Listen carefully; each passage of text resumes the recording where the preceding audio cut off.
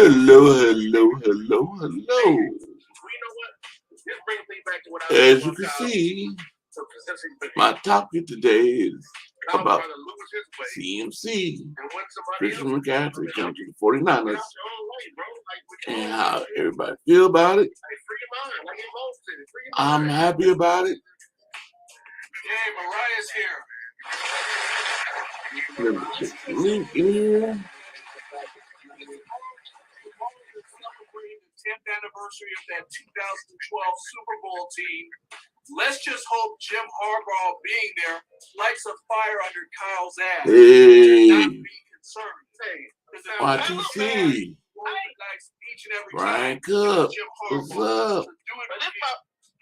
This is my first time ever hearing about somebody honoring a team that almost won the Super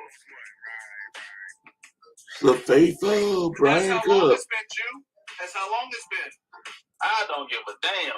We didn't win. What's up? This is a first for us, but other teams throughout the NFL have done this shit. The link is in the chat. You come on in here.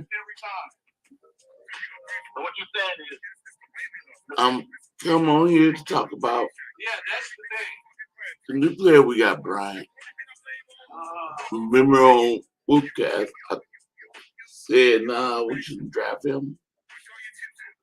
Well, I'm happy I was wrong. Inside the 5. Let me go ahead and turn this off. I'm sorry. It's as dumb as Seattle's play not giving it to Marshawn. That's how dumb it was. Dumber. Come on. ready to see who all show up. Oh, here's some YTC. Hey, What's up? YTC, how you doing? I'm all good. What's up with you, Corey, man? Congrats on getting CMC, and what's up, Brian? I love it. We got him. For sure. I'm glad the Rams didn't get him. Yeah, and I think he's making his debut against the Rams, unless he's playing this Sunday. I don't know. They're talking about he might have some plays for this Sunday. Yeah, I expect him to be limited. He'll probably get a snap Yeah. time next Sunday. He'll probably get the full snap next Sunday against the Rams. You'll see more of him. Yep. And I know the Rams are upset. They're upset. Man, why did the Niners have to get him? Either team was going to get him, and you would have had to play either one the following week for the division. So, yeah. Yeah. But now, I wish I could change my picks. One of my picks. What pick? Pittsburgh against Miami. Yeah, I took Miami on that one. I took Pittsburgh. I'm the only one. Mm-hmm. Because I didn't know they Tua was going to play? yeah, I thought it was going to be Bridgewater, whatever his name is. Mm-hmm. And I was like, nah. And then I thought Steelers was going to play Trubisky. But no, they put the rookie back in. I'm like, man, why y'all do this to me? Mm-hmm. Because I picked Pittsburgh to win that game. Mm-hmm. Now I wish I picked win with Miami. Mm-hmm. Now, what up, Damian Lee? I've seen you a couple of times on John Jay's streams, so what's up? Yep. See them on a whole bunch of them. Mm-hmm. So, Yeah, I didn't pop in for the Pick'em show because I was busy that day. Yeah, I was with my buddy doing a show. Because usually I do a show before I hop on the Pick'ems. Yeah, I do a show with my buddy Undisputed, who's a Giants fan. We talk about the week, so yeah. Yeah. So, yeah. I was a bit late for that stream because there was a Knicks game going on, so we were reacting to the final minutes, and that game went to overtime.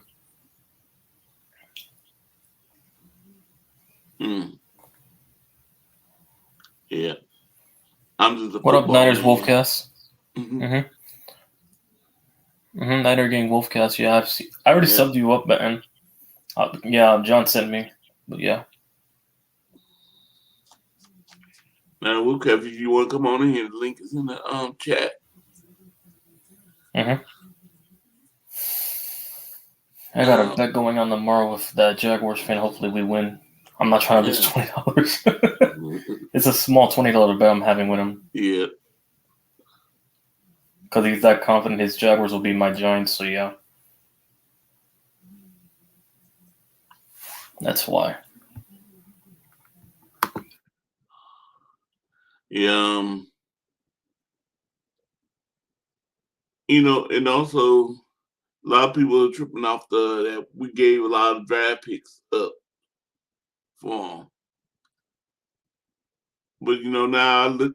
First, I was like, yeah, we did give a lot. But then I look at it, I say, we didn't do like we did with uh,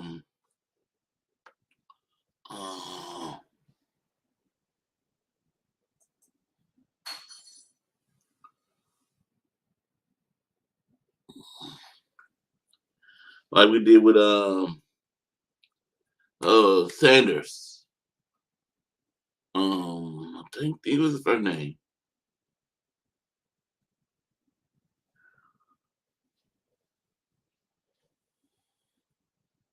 All right, what's up, David? I didn't see you there. Sanders. Yeah, thank you, Brian. Yeah, thank you. We got the Jaguars this week, so yeah, I'll be looking forward to that game. And then yeah, you guys have the I know TRL's doing that game. I'll be over there for that game. Yeah. Doing the games. I'm only doing the Giants and Jaguars, and then the Sunday night game, and then Monday night between the Bears and Patriots. Yeah, Emmanuel Sanders. You know what we did with him. We just, 1 year traded for him, and he's on the last year of his contract. Yep, getting injured like that doesn't help your case to get resigned. And especially on a 5-year contract. I'm like the Rams with OBJ. Only made that trade for him, and for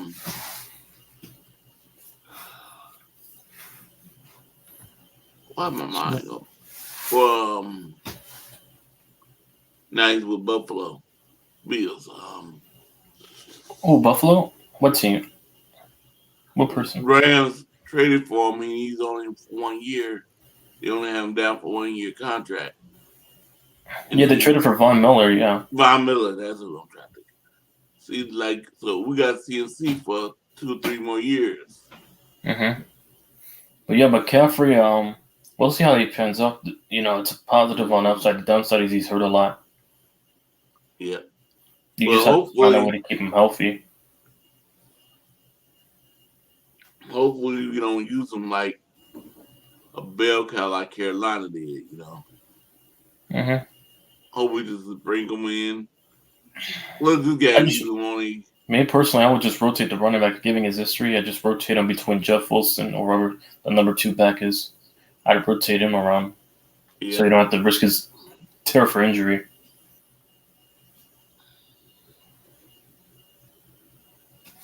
Or what do you say? CMC is one of the best running backs in the league. Yeah, for sure. He's one of the best when he's healthy. For sure. So far, he's been pretty healthy for the majority of the season, but it remains to be seen if he plays the full season. But yeah, most of these running backs are not built the same anymore nowadays. They're very fragile.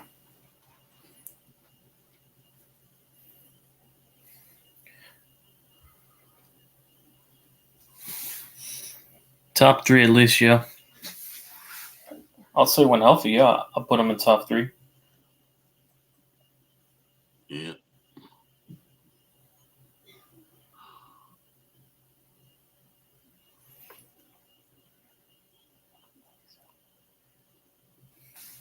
All right. Yep. No major injuries, yes. So far, that's good for McCaffrey right now, at least for the time being. Yeah, I wonder if, I'm saying we didn't, do like the Rams, get a player for 1 year, then you have to pay him, yeah. Pay him and sign him, try to get him to stay. Mm-hmm. Speaking of Panthers, I'm looking at DJ Moore right now. That's what I'm looking at to trade for. I want a number one receiver. He's what? Defensive tackle? No, DJ Moore is a wide receiver. Wide receiver? Okay. Their best receiver over there, yeah. Man, what are they doing if they get rid of their best receiver? They got rid of already gave one receiver away. I mean, yeah, I guess they're having a fire sale. They're having a fire sale because yeah, they're rebuilding from scratch up. Baker Mayfield's not going to be there next year. Sam Darnold's not going to be there next year unless one of those two are backup, but I doubt they're the starter next year. They're probably going to put a quarterback in, yeah, a rookie quarterback they'll be drafting top 10.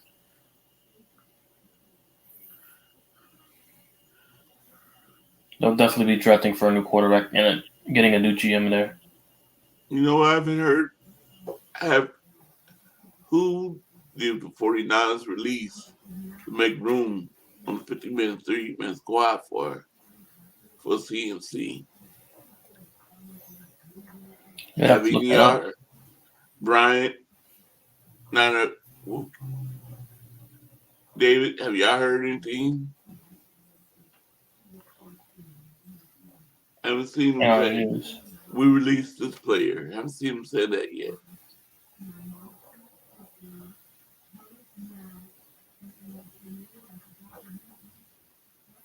Hopefully. I don't see anybody released right now for the Niners to make room for him. Unless it's some random practice squad I don't know of.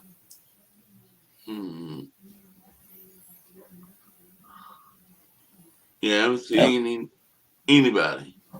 I've been looking at articles and stuff and like, man, they don't say who the 49ers going to release. They might have downloaded someone to the practice squad. You never know that happened too. They could have put someone in the practice squad, yeah, just to make and swap him out, just to make room for him on the roster, yeah. They could have just done that too. Maybe, I get it. What they might have did. While we haven't released nobody, he's probably taking Emmanuel Mosley place because he's on injured for the whole year. Yeah, when you put him on injury, reserve. Obviously, he's out for the year. You can make a roster spot for him to be on. Yeah, so that's probably what they doing. Because they didn't sign no other defense back to take his place. If I'm mistaken.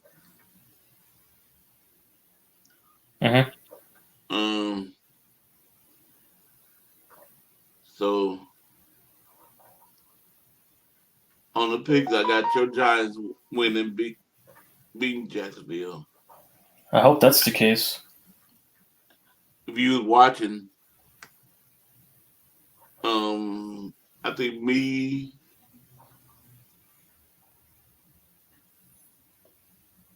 John Jay, I think he went to the he took the Jaguars. Jaguars, yeah. I said, y'all going with Jaguars? I'm going to Giants. Nah, only because of the Vegas odds as a trap game. I'm like, we'll see this Sunday. They think this is a random trap game. We'll lose to Jacksonville because of Vegas, but whatever.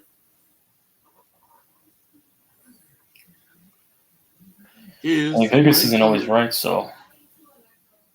David McNew. Hey, David.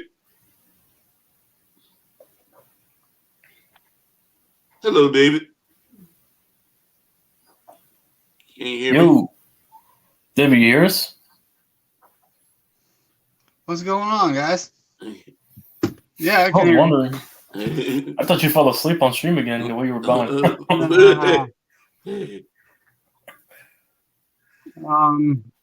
Well, so when it comes to the Christian McCaffrey pick, my biggest concern are his injuries the last 2 years. I'll pause my YouTube there. It started to tell me what I was saying. And at this point, it's who do we cut the lot to bring him in? I say goodbye to Tevon Coleman. I mean, myself or Marlon Mack. I mean, one of the two. Well, Marlon Mack, we already got rid of him. We got rid of him. They've been got rid of him. But yeah, then goodbye Tevin Coleman. I mean, you know, we have Eli Mitchell coming back. We have Terrell Davis Price sitting on the bench right now. I mean, we have Jordan Mason. Why would we, you know, keep an old running back that might not have much mileage left versus those guys? So, and when it comes down to his usage, what up, Bryant? I think Niner Gang Wolfcast is in the chat too. What up, buddy? But, Yeah, he's here. And when it comes to his usage, we're not gonna put the whole team on him like Charlotte did. I say Charlotte, Carolina. But the Charlotte Panthers, remember? Yeah, the Charlotte Panthers. But yeah, we're not gonna do that. You know, Debo, Ayuk, Kittle. We have other running backs. We have no need to use him just like, you know, the Carolina did, or no, we'll just call them the Charlotte Panthers. But and I mean, I honestly think that the dude is one of the best running backs in the league. You know, when he's healthy, and I agree. Look at what he's done. He's perfect for the offense. You know, he can run the ball. He can catch passes out of the backfield. He can. When it comes to Debo Samuel, I mean, his usage as a running back has just become nothing. You know, there is no point in using him as a running back anymore. We have Christian McCaffrey. So, I mean, honestly, I thought Kyle would be creative and we'd see the speedster Danny Gray on jet sweeps and, you know, end arounds and stuff like that. But I haven't seen any of that yet. So a lot of people are like, oh, Danny Gray's in the doghouse. I think Kyle Shanahan needs to pull his head out of his – I'm not going to say that on Corey's stream. And you know, no doghouse, dude. You're literally taking your better players and going, oh, I'm not going to play you. I'm going to play this garbage guy over you. What, dude? You know, pop that ego, that Goodyear blimp size ego you have going on, and let's play the players that are going to, you know, make an impact. Yeah,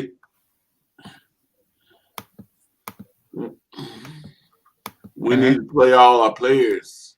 Plus, for this game coming up, Kansas City. Well, yeah, you guys are definitely going to need all the power you can get versus Kansas City. So we got Bosa and the silverback Trent Williams. We got both of them back, man. That's going to help out a lot. That's big. That's big. I would love to have Armstead for this game. Just to have a solid tackle to give Jimmy time to throw.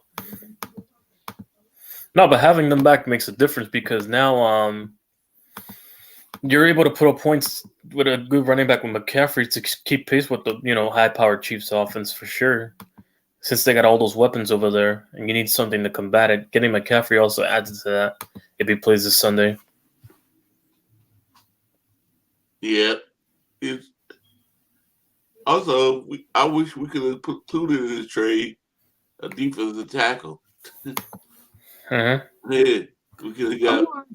I wanted their center, their backup center. I mean, seriously, Charlotte's backup center is better than Brendel. The guy is Bradley Bozeman. He used to be with the Ravens. He started for him for 3 years. He's solid. You know, Brendel, this is his first time starting at age 29. So, yeah, Bozeman is better than Brendel. John Lynch should have said, look, dude, I'm giving you all this draft capital. Give me your backup center. We'll do a center swap. I'll give you Brendel, and then you give us this guy. Holy moly. I am turning this off in a minute. I know for sure I got my money tomorrow. I'm trying to win some money tomorrow for this Giants and Jaguars game with this Jaguars fan. I'm betting. David, I really want to win. Telling YTC I should I wish I went with y'all on the Steelers and Miami game. David. I took the Dolphins, yeah. I knew Tua was going to be back. It wasn't for that long. Tua is back? Yep. Yeah, that's why I took the Dolphins. I knew he was going to come back. I didn't think he was coming back. Well, see, I asked my panel here, my David and my Brian and John Jay and everybody said Bridgewater Brendel looks gonna way be over gone. 29. They said Bridgewater's gonna be quarterback. So I said, I'll go with Steelers. And then they didn't tell. I didn't know that. Hold on. I Steelers, have the Dolphins circled.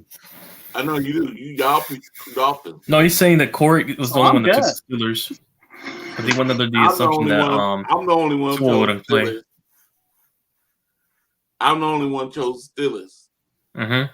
Yeah, he was under the assumption that Tua wasn't going to play. Uh-huh.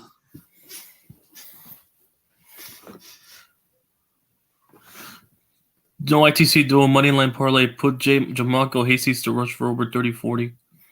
Oh yeah, I did put a rushing parlay on the Chiefs to run because it was very low at 32.5. So I took the odds. Only because this thing was over 32.5 and he's been running a lot for Clyde Edwards-Helaire, the Chiefs running back.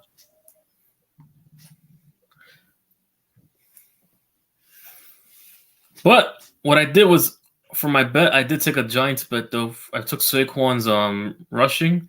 I took our 2 receivers and tight end on Wandale and I took Wandale and Bellinger, and I took the over on Brian Robinson and Rodgers passing against the commies. So yeah, Commies. I do money. Yeah, the Packers and commies. Yeah, I took the over on Rodgers' passing yards at 233.5. Oh, Yeah, I do 1 o'clock and 4 o'clock parlays. Like since I do 1 o'clock slot games. And the 4 o'clock slot, I put like 2 different bets on Sunday for like the 1 o'clock and 4 o'clock slot Eastern time, which would be the equivalent to 10 o'clock in the morning in the Western time and 1 o'clock, the second slot for your time. I put 2 different bets this Sunday, so yeah.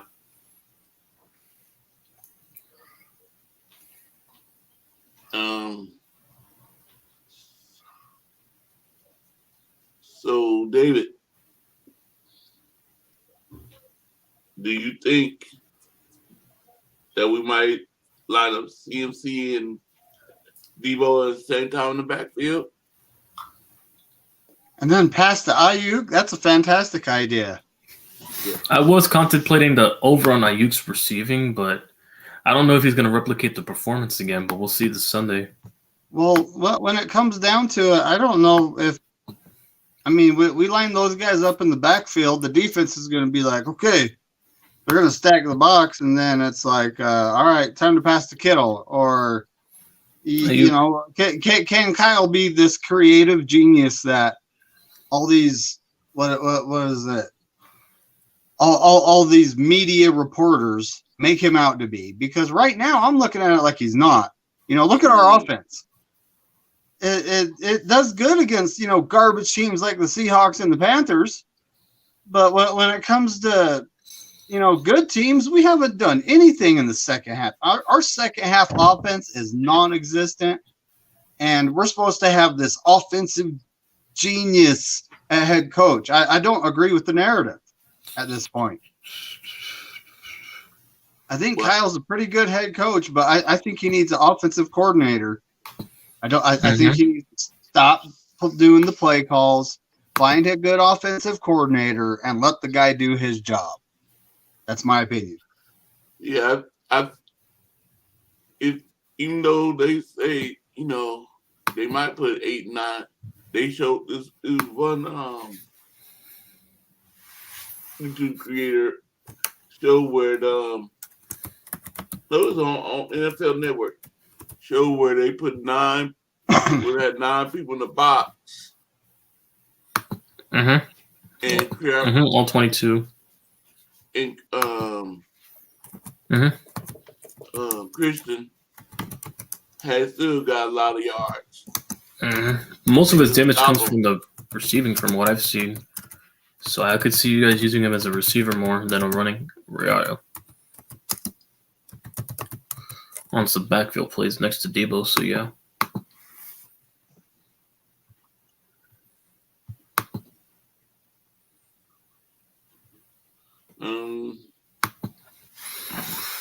But yeah. Let me look at the 1 o'clock. Let's see what I have. I know I took another bet for points for certain points at the half as well. What kind of bet you got going on now? I got a lot this Sunday. I got 4 going on. There's the bet with me and Jagonoff and the 3 on FanDuel, yeah. David.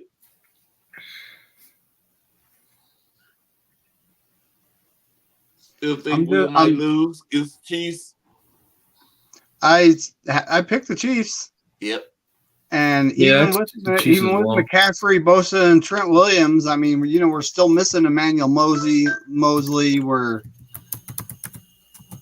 Having Trent Williams come back is big. But we have a hobbled Mike McGlinchey who's not good at pass blocking in the first place. Okay. And that's getting put away for a minute. Too much going on there. Mm-hmm. But I mean, honestly, I think if McGlinchey's hobbled, start Brunskill. Brunskill, when it comes to pass blocking, he is definitely better than McGlinchey. When it comes to run blocking, he's probably not quite at his level. So, and when it comes down to it, it's all about what do we have to do to win? We have to run the rock. We have to eat the clock. We have to make Mahomes antsy on the sideline so he makes a mistake and throws a pick. Yep. I mean that's literally our a lot too. So right yeah, there. He's throwing a lot of picks. Defense may have to be the one to win this game. I wouldn't be shocked if the defense has to win the game and hold them under 20 points. Try to suppress them to under 22 or 21 on that high-powered offense. So yeah. I want to know what. But yeah, I took the Falcons first half. With Jordan Mills, everybody said he was looking great in one-on-ones, including against Bosa. What happened? So they started putting him in game action, and he wasn't holding up. When it comes to one-on-ones, the guy was able to focus against his opponent. So I honestly think the guy has a focusing issue. And when it comes to actually playing the game, he had his opponent going on, but then he had other action going on, and I don't think he was processing things fast enough. Yeah. Everybody's different when it comes to that stuff, but I'm wishing he would have worked out because it'd be nice to have a solid tackle on the bench. That's for sure. Well, Damon Pierce, Brandon Cooks, need them to go off in the 4 o'clock slot. That rookie from Houston, that Brandon Cooks, Devontae Adams, Derek Carr, and CH in that game against the Niners, the Chiefs running back. A lot of texts. But as for the 1 o'clock, Saquon's 20 yards. Corey's going off more than the ladies are going off at me right now. All right, Saquon, 70 plus rushing. Daniel Bellinger, 25 and a half. That was an easy odd to take. They disrespected our tight end. That's easy to 20 right there. Where is that thing? And Wando's about to get a good snap count, so we're definitely going to be targeting him. So I took both of their overs. Along with Rodgers and Brian Robinson. That running back from Washington's nice. Brian Robinson. Dang, Corey.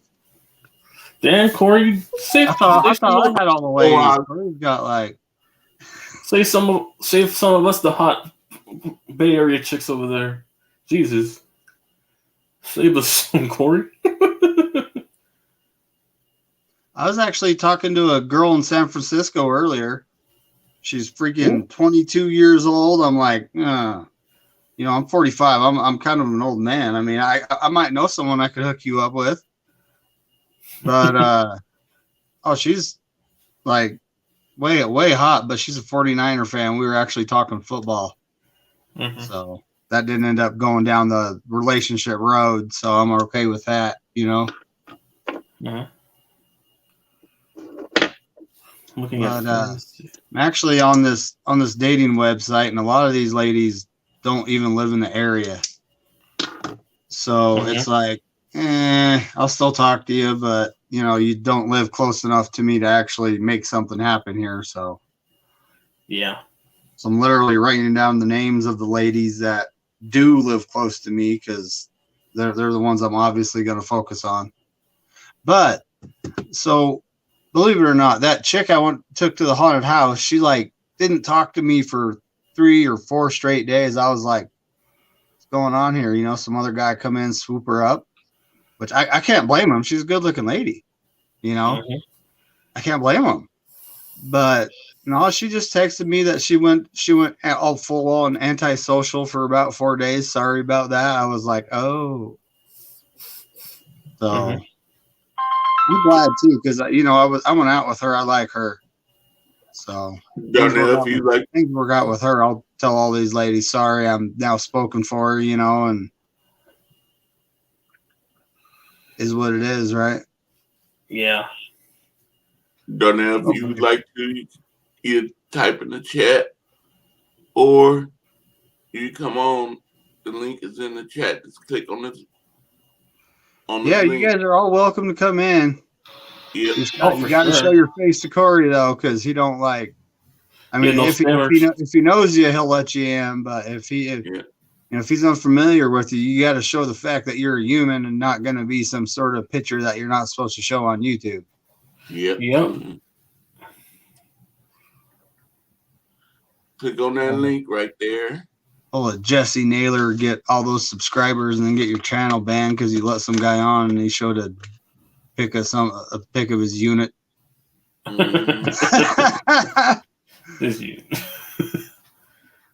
think that's YouTube. That is YouTube friendly right there. You can say that.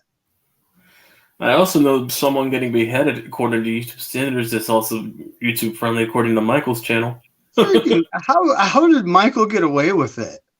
I don't know. For a few seconds. I think it's the YouTube. It's actually Google moderators, because you know YouTube's owned by Google, and I think they look at Michael and they go, "All right, we can't pick on the mentally handicapped kid." Oh, damn! I like Michael; he's cool. But yeah, I honestly think that's what Google thinks. Google looks at him and goes, "No, we can't pick on this guy because we don't want to get, you know, pounded by everybody." Okay, just joining us. His name is Darnell Walker, Mr. Walker. He's my let me see. He's my sister-in-law's brother-in-law, right? So he's family-ish. Yeah. Right? All right. Right, Darnell? Enough said. Yeah. Yeah. Uh-huh. Hey, there's CG. Yeah. Oh, come on. Yeah. Can you hear me? Yeah, I can hear you. What's up? Okay. Oh, Brian, you were watching the live. What actually happened there, buddy? Give me a description. I've just heard like other people's stories. So hearing it from someone that actually saw it would be nice. And now joining us is CG Ruthless. What's up, man? CG. Hey, good thing my wife's out of town, man. She just went to work out of town. I just came home from work. I ate a sandwich. I'm cool, man. Had me some Popeyes earlier, but yeah. Hey, YTC, were you punching the air when you found out McCaffrey's coming to the Niners, man? I know a lot of fans were pissed, man. I seen a lot of Rams like actually throwing some shit at me. As long as it's not DJ Moore, I don't care. You guys got him. Oh, you guys want to get him on? That's right. That's right. You guys do need. I want the receiver. I want a wide receiver. Brian Burns is available. Yeah. Brian Burns. No, we don't need a pass rusher now. We need receivers. That's what we need. And the funny part is the Rams have to go back to square one, bro. They probably have to go look for another running back. Like they had a running back to begin with? Dude, I think they were going to package Cam Akers in that trade, and I bet you Carolina says, hell no, fuck no, I don't want him. I Darnell, mean, what the you, Rams have to offer, they don't have any first round picks until a couple of Oh years no, from no, now. no, it's not the first round pick. I think they don't have the second or other picks because they gave up on those other picks. Yeah, Yeah, that's they true. gave up on that just to ring chase another Super Bowl. Yeah, just to fall off the next year. Darnell, are you a Raider fan, right? Who? Darnell, Wait, what? Yeah. What is you're this a Raider fan? fan. Yeah. Oh, Raiders. Okay. Yeah. So I'm about just the Raiders this year. So how you feeling about the Raiders this year? Oh, they all messed up right now, man. Got too many new people. I would have thought Mhm. Devontae would have worked out pretty well with the chemistry with Carr and Fresno State. I would have thought that would have been a good match made in heaven, but it doesn't seem like it's working out as a team Mhm. Has collectively. to You be know, coaching. gotta feed Josh Jacobs a little more, man. That guy's a difference maker when you guys give him the ball. Mm-hmm.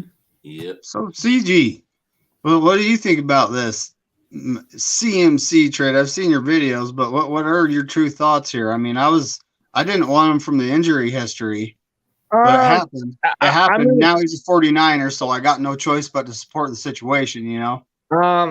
The only thing that's positive about him, he's never had to deal with ACL tears or nothing like serious where it requires surgery. Like, yeah, he may miss time. That's kind of like a Kittle-ish injury because you know how Kittle misses time too, right? So it's like, but I think under Shanahan, we're probably not going to use him a lot. We're probably going to use him mostly as a pass catcher. Maybe use him more in some certain run plays. But we got a lot of running backs, bro. So he doesn't have to carry the load. You know, he doesn't have to carry too much. Like, because you know he was carrying the ball in Carolina because he was the guy. He don't have to worry about the pressure, dude. He don't. Like he'll catch the ball. I think he's going to be more of a slot receiver. If I'm being honest with y'all.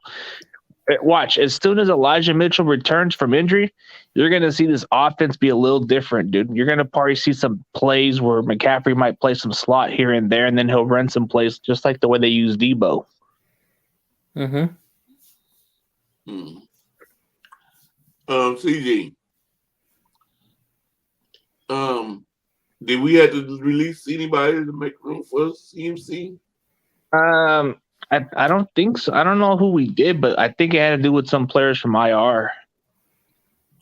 I think Marlon Mack got released from our practice squad because CMC got his number. Yeah. And Corey, I got bad news for you, man. Yes. Dante Johnson's just been added to the roster, man. Oh. I mean, because Travarius Ward is like questionable, so they're keeping that option in case he doesn't play. They're going to put him out there. Man, when is he going to ever get picked up by another team? Never. They Niners love him. Hey, but me and David agree that Jake Brendel needs to get his ass cut. Seriously, I don't know why he's still on the roster, man. I could play better at center than this bum. Even though I haven't played in 3 years because of injuries, but I still think I'm a better blocker than him. Mm-hmm. Jake Brendel couldn't even hold my jockstrap, bro. Can't even block. I'll give Tom Cotton his props, but Brendel sucks completely. So, Darnell, how you feel about us getting CMC? He's hurt too much. I mean, like, are we talking like hurt, like Kittle hurt? He's Because hurt too much. I mean, it's not like he tore his ACL or had anything with season ending. I think, he missing time is very key. But for the Niners, man, we got too much running back. So what are we going to do? We can just run the ball with all these running backs, and they all can just go on they can go on IR after the end of the season. Then McCaffrey becomes the fresh toy, and then we go all the way further, man, just like we did with Raheem Mostert. Yep, the most Raheem Mostert's playing this Sunday. That's yeah. For the best Niners head coach right now. And see, too, Jeff McDaniel. Hopefully, Mike McDaniel's actually doing pretty good, but lately they haven't really done too much since those 3 wins, dude. They kind of fallen off. Well, yeah, that's because Tua's hurt though. But yeah, I would have thought Bridgewater would have made a difference, man. Mm-hmm. But hopefully we don't use CMC like a Bill running back, you know. Yeah, Oh, yeah. Like he did in Carolina. You know, No, they I use think him a lot. I think we're gonna use him mostly like maybe 10 to 15 touches, and then maybe we use him more as a slot receiver, which is a plus. We don't have to use him as much because we'll have Jeff Wilson or Elijah Mitchell take a lot of the load. So that's going to be exactly what we're going to need, dude. We're going to need to run the ball 30 plus times, right? We're going to have to run it 30 plus times. Why not get somebody like McCaffrey, but make him take half the touches, and then you give the carries to Jeff Wilson or Elijah Mitchell. And then you can open up the play action, and then Christian McCaffrey can be that slot receiver that everybody's not paying attention to. And as soon as he's on those screen passes, dude, he can get it from 60 yards to the distance, bro. That's what I like about McCaffrey. He's got that Julian Edelman at receiver type skill set, but he can separate or has that Cooper Kupp mentality. Like, dude, he's a game changer. But he just can't stay healthy. That's the only downside. But I think he's worth the risk, if I'm being honest. Yeah. Like, I don't want to sound like racist in a way, but he is like the white Marshall Faulk. Like he's the white Marshall Faulk. Like if Marshall Faulk was light skinned, that would be McCaffrey, bro. They both have the same skill set. Like they catch the ball in the backfield. They're undersized. They're both like hard to tackle too. Yeah. Like I didn't even know Marshall Faulk was about the same size as McCaffrey, dude. Like he's about 5'10", 205 or somewhere around there.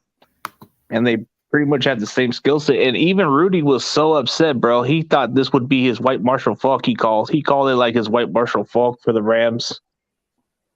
And he got upset. Yeah, Rudy. Rudy, yeah, Rudy. Like I know. I like to see what they gonna. Especially when y'all go to NFC West. Man. What Pale Time gonna say about it? Oh, Pale just made a video about it like earlier. He talked about, okay, this is what he said. I don't know, you might need to check the video, but he says it's a good thing for him. He's, in a way, as a football fan, he's happy that McCaffrey doesn't play for the Panthers. But as a Rams fan, he hates that it's with the Niners, but he's okay with that. He thinks it's okay.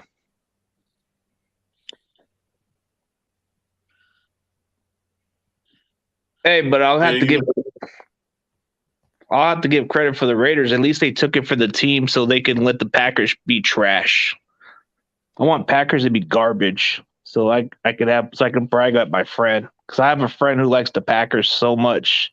He's already talking a lot of shit, but now he can't say nothing because they lost to the Jets. Packers are trash, bro. No, that's what I'm saying. The only thing I'll give Raiders credit for is they took it for the team. So they took Devontae Adams. Now they're shit. Like the Packers are garbage. Vikings are going to win that division, man. Minnesota's pretty good this year. It's not as bad. Are you drinking the purple juice? The purple juice? Oh, wow. you know, what's her name? Hip hop lady. What's her name?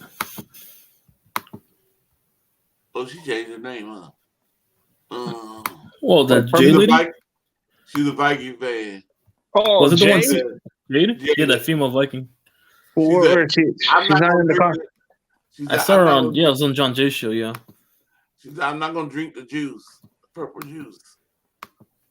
The purple people. The purple eater podcast? I don't know. I'm going to stop.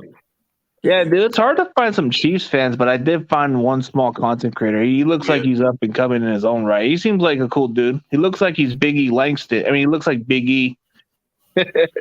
Oh, wow. Like it's a new day. Yes, it is.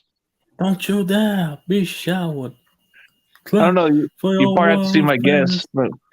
And feel the power. No, stop. Yeah, hey, I might see. Okay, so if this goes as planned, I'm gonna get that Cherry from WWE, the one that was doing with the Deuce and Domino. I might get her on the show. I'm already that's lit. Yeah, I'm gonna have her as my guest, but I gotta figure out. What about Deuce and Domino themselves? Mm-hmm. Neither. Like it's hard to get them, but I've been reaching for Lanny Poffo, bro, but he's kind of hard to get. Like I try to message him. Brother. Yeah, I think he's a good storyteller. That's why I want to get him. But let's see, dude. Like, I'm supposed to get some upcoming guesses there, like athlete wise, and then some big content creators coming up pretty soon. CG. What's up, man? So how do you feel about us giving up all them draft picks? I think like everybody says, man, why we want to invest early picks, bro? They haven't really panned out for us. Like under the regime, the only time we've ever hit well on these early picks were just Nick Bosa and Deebo Samuel. And then you look at the rest of the track record, dude. It's not as good. Okay, Brandon Ayuk's a good example. He turned out okay. But if you look at the rest of our track records when it comes to drafting like players early, bro, they suck. Like, I mean, okay, Aaron Banks was one of those low risk rewards, but he turned out pretty okay. But if you look at our track record, we haven't done well in the early picks. How many running backs do we have to draft in the early picks, bro? They don't do shit. And why do we keep missing out on corners in the early rounds, bro? We keep waiting until the third or late rounds to get them. And then we take like Witherspoon, and so far Ambry Thomas hasn't looked very good. Yeah, that's what I'm saying. Like, I don't see no point of these early picks no more, dude. Like, okay, Drake Jackson's becoming a solid contributor, but as far as the rest of the draft picks, bro, they're not that good. Yeah. I see what you mean. I was saying, too, about us giving away. I said, at least we gave that and we got a player. We drafted a player that traded for a player that going to be on the team for 2 or 3 more years. We don't have to, like the Rams did with OBJ. Well, 3 more years. With Von Miller, 1 year. Hey, but I think the Rams were willing to roll that dice. They knew it wasn't going to pay off with all that cap space. But, yeah, this is the bright thing about it. Like, McCaffrey's going to be here for 3 more years. And we're not going to pay a single dime for this year. We're only paying very little on his money, very little cap space. It's kind of like below league minimum, actually. So the Panthers are paying they're paying like this contract for this year, but the rest of it's going to be $12 million per year, bro, which is the premium at the position. And to be honest with you, we can release Jimmy G. He'll be free agent, so. No, Jimmy G won't be released. He'll just test a free agent, bro. His contract will be over. I mean, but you said release him. You said release him, bro. Come on. I know. I meant to say, he'll be a free agent. and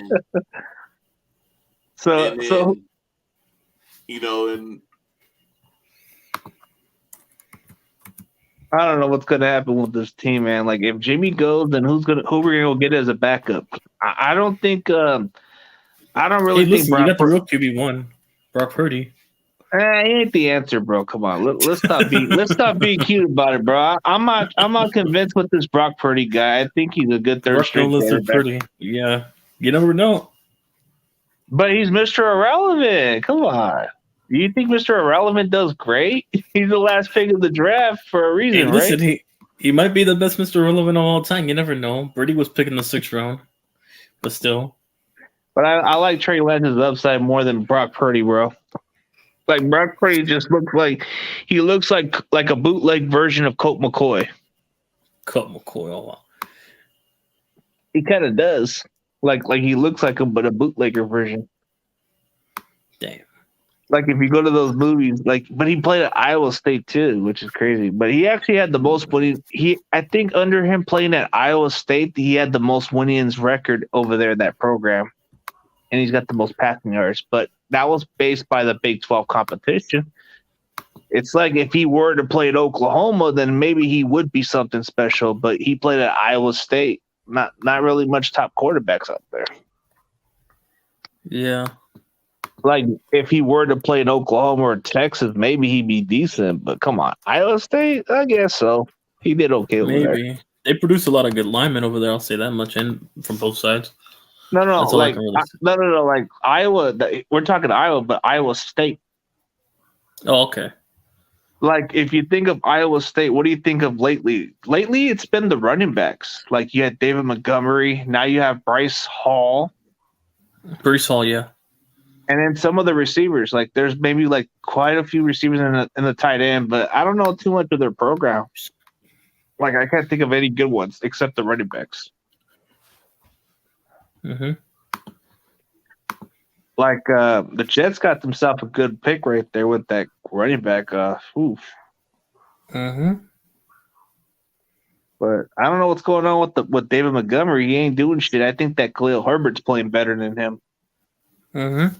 That's why I picked him up in fantasy. Because I know I he's did going to get too. all the carries compared to Montgomery. Yeah, Montgomery's useless this year. And I know a lot of Bears fans were even kind of arguing with me about Herbert. I said, dude, Herbert's playing better, dude. Who cares about fucking Yeah. pass blocking? Just run the ball with him. I mean, you If got you no want. receivers at this point. You might as well. I mean, dude, I don't understand how Shanahan really doesn't really he doesn't let the players play, bro. Okay, dude, if you value too much blocking, then put the guys who are gonna block and then let the other best players play. Let them catch. Yes. Like, hey, dude, Danny Gray, just use him as a deep pass guy, man, or use him in some ways. Don't bench him because he can't block, man. That's being stupid. Mm-hmm. And Jordan Mason should have been used a little bit more, but instead Shanahan says, "Oh, if you can block, you can play on the field." Dude, I hate those kind of coaches, man. Those stubborn, arrogant coaches, bro. Like, I remember one of the coaches did something like that, and I remember coming straight up to him, and I told my coach this straight up. I said, "Dude, why not you just play this guy?" He says, "Dude, it's not like you're gonna expect him to block. You're gonna have to give him the ball, right?" And then he kind of had the sense, like, like common sense of what I told him. I told him, dude, don't be a fool. Just put him out there.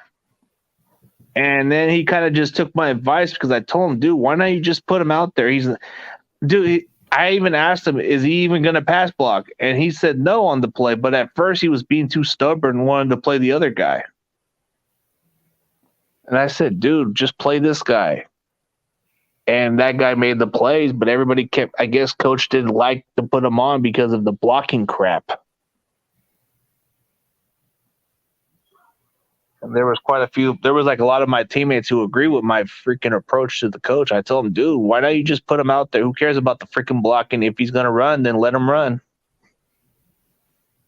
And I remember cussing his ass out, and I thought I was going to get in trouble for that shit, but I called out that coach. I called him straight up and said, bro, are you fucking stupid? Are you going to fucking run the ball with this guy, or are you just going to go with this guy who can't even fucking run those yards? I told him, dude, he's not blocking, right? Then just fucking run him. And then I guess the coach was kind of like using common sense the way I did it.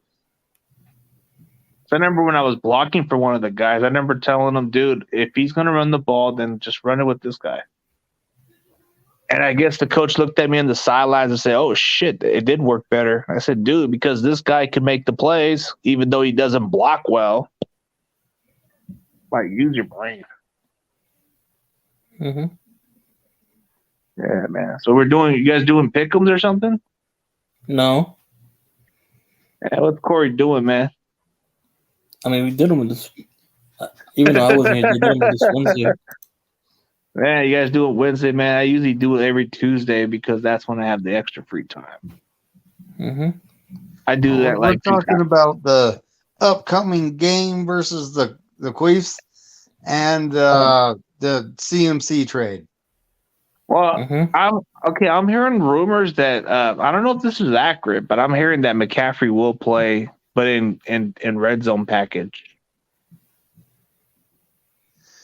Dude, he almost got a full day of practice in. But I'm hearing the rumors that they're going to put him out there. The way I'm looking at it is, I mean, he's a professional. How much time does he need, dude? Come on.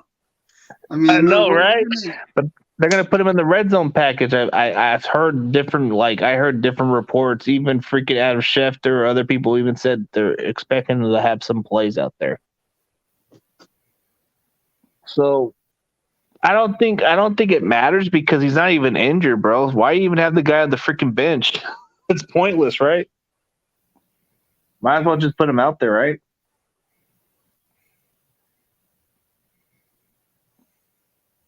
If you want to beat the Chiefs, you got to get some of your best weapons out there.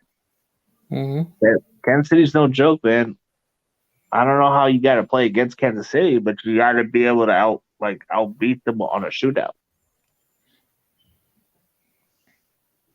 I'm hoping Travarius Ward plays, dude, because if we get him on the field, I think we have a decent chance. But I'm not putting my hopes on it against the Chiefs because they really got a good offense. But it may not be the same with Tyreek Hill, but I feel like they're still decent enough to win the division and maybe go to the Super Bowl again. I think that's what makes Kansas City so unique is that Mahomes will spread the ball more. Before that, it would be Tyreek Hill and Travis Kelce. Now it's more like he'll spread it all around.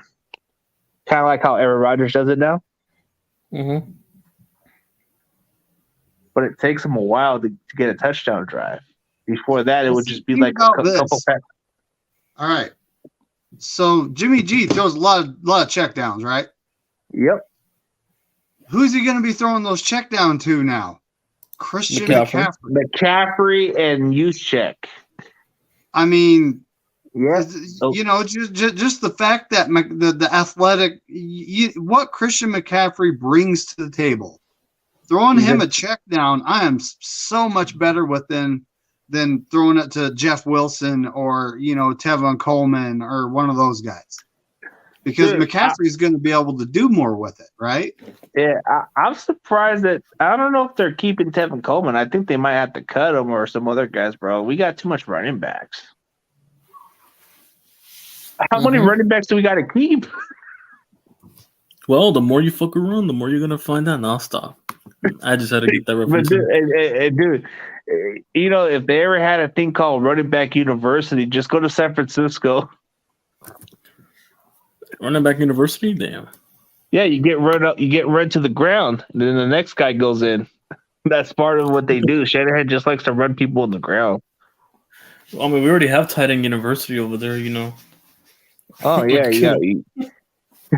Yeah, Kittle and Kelsey came up with that stuff, but yeah. But I already know who's a good graduate from the California area who's already going to be a good graduate. I wonder. Hey, who's messaging? Ooh. My boy Daniel Bellinger, but yeah, from San Diego State. What happened with Jordan Mills? Everybody said he was looking. I don't even know what happened with Jordan Mills. That guy was cut. Yeah, Brendo looks way older than 29 too. Dude, Brendo is just a fucking. He's weak. I'm still gonna trash. I want to trash Drake Brendo until he's officially gone. He's my next target that I want to trash consistently because I've trashed Tom Compton last year, and I'm gonna go on. I like to target the offensive lineman better because if they don't block worth a shit, I'm gonna pick on you. Remember last year, David, how I picked on Tom Compton? Oh yeah. Well, now Brendo's my target. Compton was with us for the whole year, but I mean, when it comes to Brendel, he needs to be benched. He needs to be cut. Let's start Zekel. Let's just start the kid. I mean, if we're gonna live with the mistakes Brendel's making, let's live with these mistakes being made by a rookie that will improve as he goes versus Brendel just playing is what he is. I don't want to sound like a harsh reality, but Jake Brendel is the Jimmy G of offensive line, bro. He's playing like a rookie out there. The fuck is wrong with this guy? So, where are you, 29, 30 years old? And you've been cut so many times by other teams in the league, dude.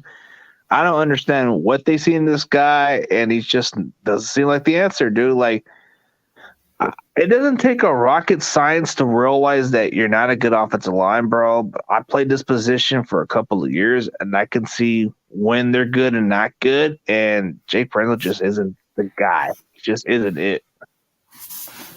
At least with Tom Compton, I can be okay with him playing maybe a couple of games. But yeah, he sucks completely. But at least he's not that bad. Mm-hmm. If you thought trashing Tom Compton was my specialty, bro, I'm going after Jake Brendel this time.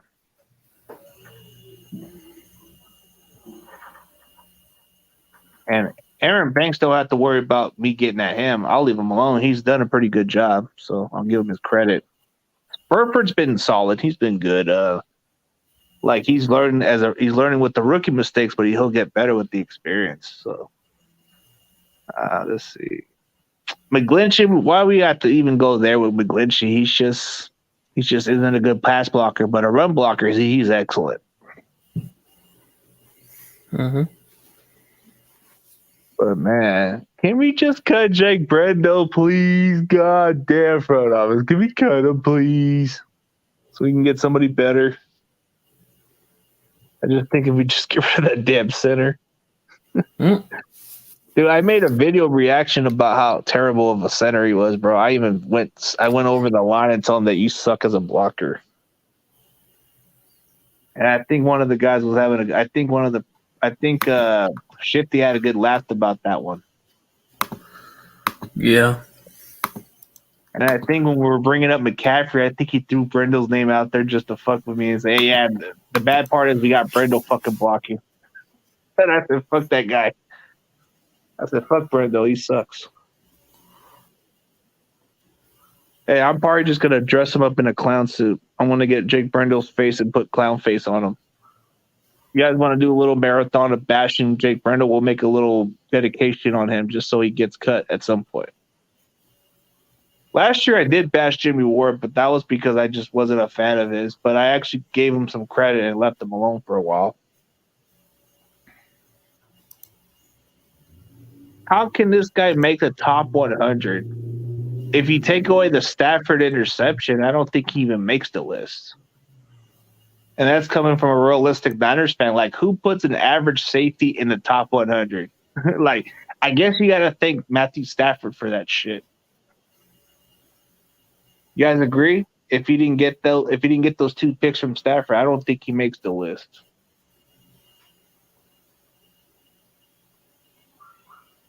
And at least I'm consistent at what I do. You know, at least I'm consistent on bashing Jimmy Ward. Some people flip flop. I stick with my motto. Well, I mean, Jimmy Ward's solid. He's just not a ball hawk. You know, I mean, he's a good player, but the thing is his whole career he's just battled injuries. And Yeah. I mean, his career started when we got to Santa Clara, so I'm really starting to wonder if it's a field turf issue. But he's had so many weird injuries, like his broken hand and shoulder things, and it's kind of strange. Yeah, you can't blame those on the turf. You can't blame it on him, but what I'm trying to say is consistently, at least I kind of stay in my lane consistently about it. Like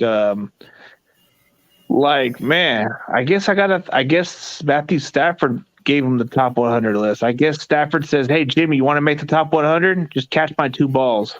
There you go. That's what it took. That's what it took. Yep. He said, because that's the only game I could think of Jimmy Ward was that Monday night game against the Rams. He had 2 picks. Like, I can't think of any other good Jimmy Ward game except that Monday night game. And then you just only the rest of it's like okay, but he's a bit. I'll give him his credit. He is a good tackler. When he comes down, he's a solid tackler. Coverage, he's kind of like in good position. Like he'll get in the right position to make the plays. But as far as a ball hawker, you're right about it, David. He's just not a ball hawker. But he is a scrappy player that will do the dirty work. He just gets too damn hurt.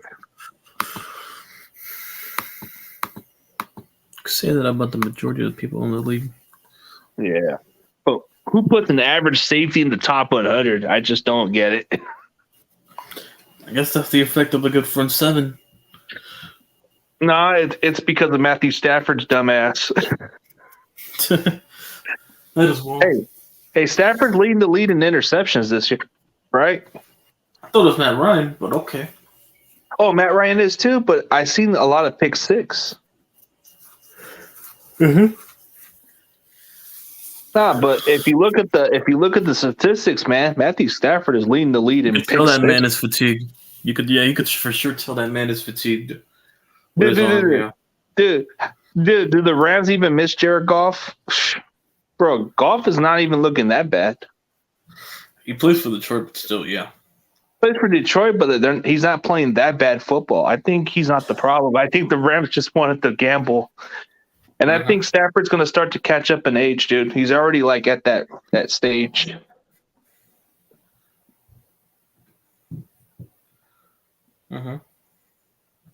Yeah, I guess what's up with Big Dave, man? Hopefully everything's good with everybody.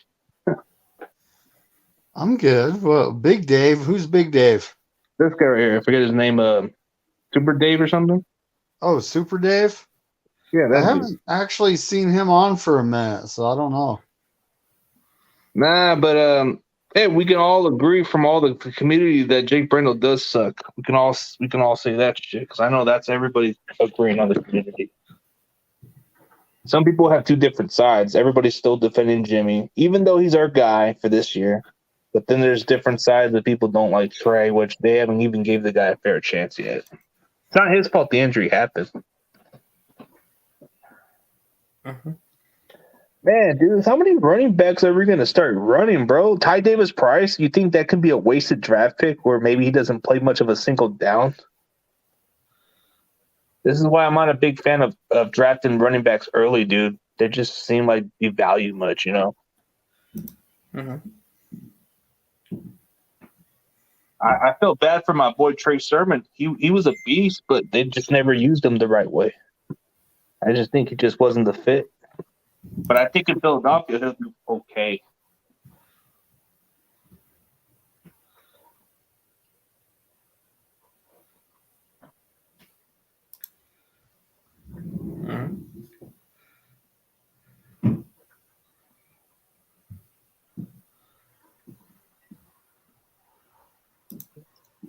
What's up, everybody? What's up, John? What's up, John Jay? Nothing much. Just got home.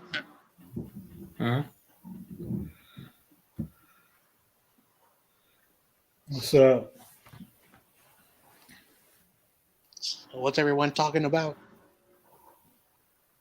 Not really. Just they're going about McCaffrey and the game coming up this Sunday.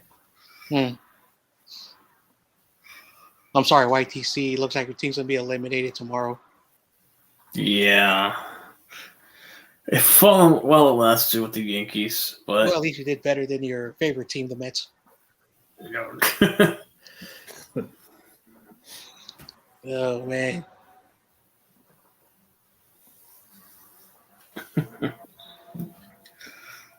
Well, guess I'm rooting for. I'm in a tough, precarious position unless the Padres win.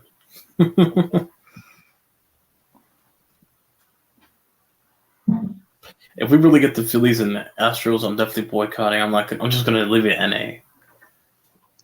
Isn't your favorite team the Philadelphia? I can't even say. Never mind. Yeah, I hate everything Philly and yeah. And Philly leads the series 2-1. Oh my god. And no, but the Padres are winning right now, so yeah. 4-0 already. So CG, what's up, man? What's up, man? Sorry, man. I was just walking around. What's going on, man? Are you excited for your Eagles? Fuck the Eagles. But the only thing I like about the Eagles is because we hate the Cowboys. That's the only thing I can respect about that. Like, there's that mutual, okay? There's a mutual. Like, hey, we hate the Cowboys. We're buddies. Hey, you could have joined my Giants podcast, but it's a shame we're gonna have to be the ones to beat your Eagle buddies. Hey, for the Giants, bro, if we all agree Cowboys suck, we cool, bro. I just like anybody who hates the Cowboys. I'm just buddies with everybody. Like John Chapman wanted me to tell you, go Longhorns. Hey, guess what? My buddy that's a Longhorns fan, he was throwing a rant about the Longhorns. Check out Steven Rose, bro. That dude's pissed. They lost to Oklahoma State. The real Oklahoma College. That team's trash, bro. I bet you we'll beat them we always own them. They haven't had much. It's the best school. And also the real overrated. I think Tennessee. I think Tennessee's gonna win it this year, dude. They got a really the good real football. Ohio team, Cincinnati. No, but Tennessee's pretty good football team. The Volunteers, they've done pretty good as a unit. But now, let me correct myself. Now, the best Ohio State, is what my boy Juiceler, Tulsa or no Toledo, yeah. Cincinnati's a pretty good program. They've always been the underdogs. So I heard your boy Butter says that you're a Jaguars fan now. No. Oh, I think you're talking about Jagganoff, right? Yeah, because I got a bet going on, and I sent them a meme that sent the dragon off about Trevor Lawrence, Tracy Lawrence. No, just tell him that Trevor Lawrence is from the state of Tennessee. I mean, the name's, He it's doesn't like nobody Tennessee. from Tennessee. I mean, He it's doesn't fitting like why they're nobody. called the Titans over there, but still, because if you read Greek mythology about Titans, then Yeah, it makes sense why they're called from Tennessee. but isn't his quarterback from the state of Tennessee, even though they play at Clemson? Hey, but those Volunteers are a pretty good football team this year with that quarterback named Hooker. Mm-hmm. I think his name is Hendon Hooker. That dude's legit, bro. But he's probably more of a project at the next level. Probably be for a good team that can develop him. Oh man. That's why none of y'all can hear me. Oh, Corey, what's up, man? I'm up here asking y'all questions and stuff, and like Did you mute your mic? y'all kept on just, yeah, my mic was mute. I was mute, and I was like, man, CG won't let me get talking. I'm calling the name, he won't answer me. Yeah, your mic was probably muted. That's why. Well, my mic? No, my mic. Ah, dude, I was gone. I was up there going, CG. Couldn't hear you. I guess you were muted. Yeah. I'm like, man, I'm saying CG is ignoring me on my own channel. I didn't ignore you. I couldn't hear you. I know. I was wondering because I saw your lips moving, but I couldn't hear you. It seemed like you were whispering like those French people. You like those silent French people that do the little, like, what is it called? Those people with the little French team, whatever it is. Like the ones that have imagination pickups or something. So, CG, I forgot to tell you, go Warriors. Screw the Warriors, man. Go Lakers. Even though we lost, I'm still ripping the Lakers, bro. I don't give a damn. The Knicks are better than the Lakers. Team I like and care about is the Lakers. I only care about the CEO's team. The Celtics are better than the Lakers. No, his real team, No, why are you mentioning that team? His real team, the Wizards, are better than them right now. Hey, dude, I don't understand how CEO just doesn't even his real team, the Wizards.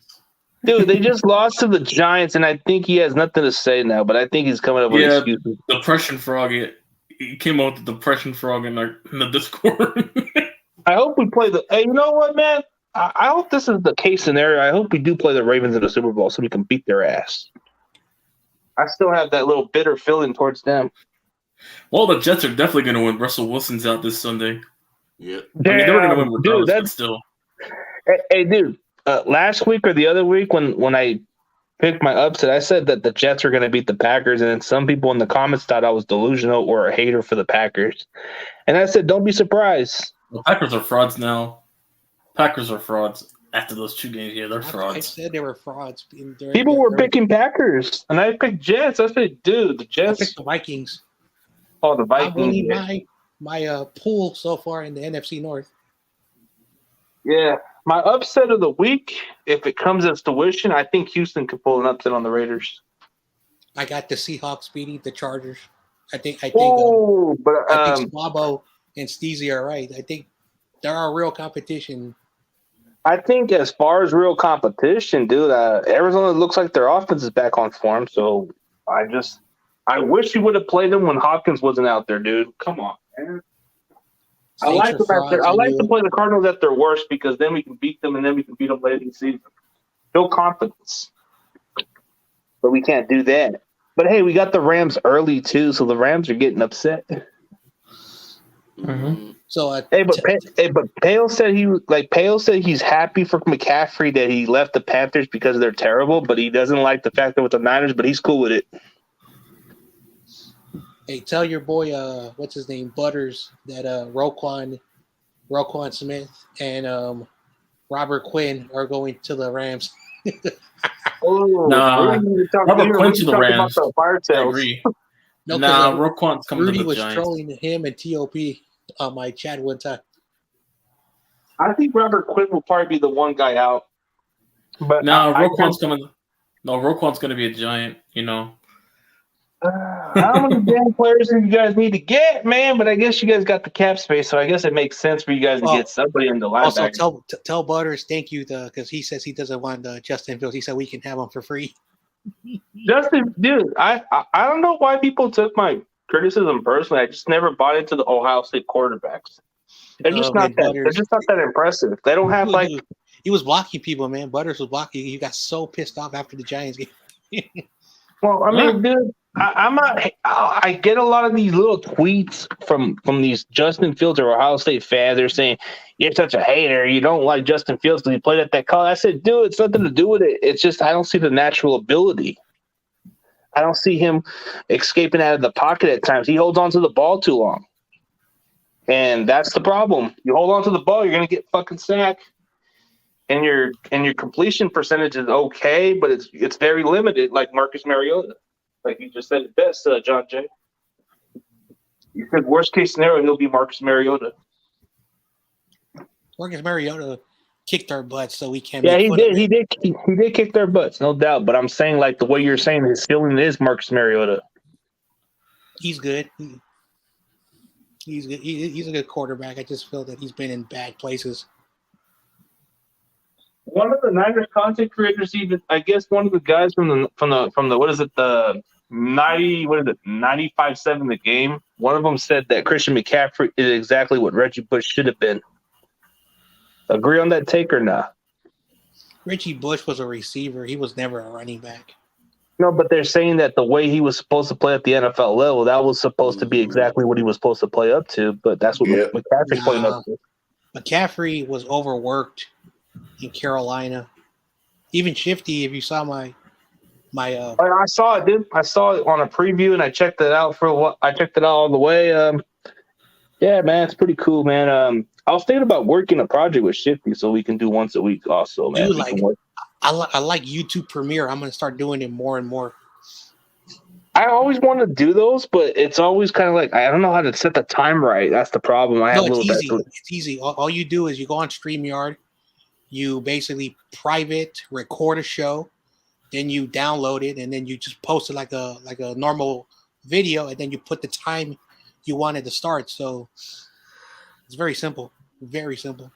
Mm-hmm. Yeah, I mean, I got a couple of content creators who are definitely interested, so I got quite a few different big names out there coming up soon. But man, I reached out to so many Kansas City Chiefs people, and they they're hard at it, dude. Like the KC. I don't want to say nothing, but that was kind of messed up.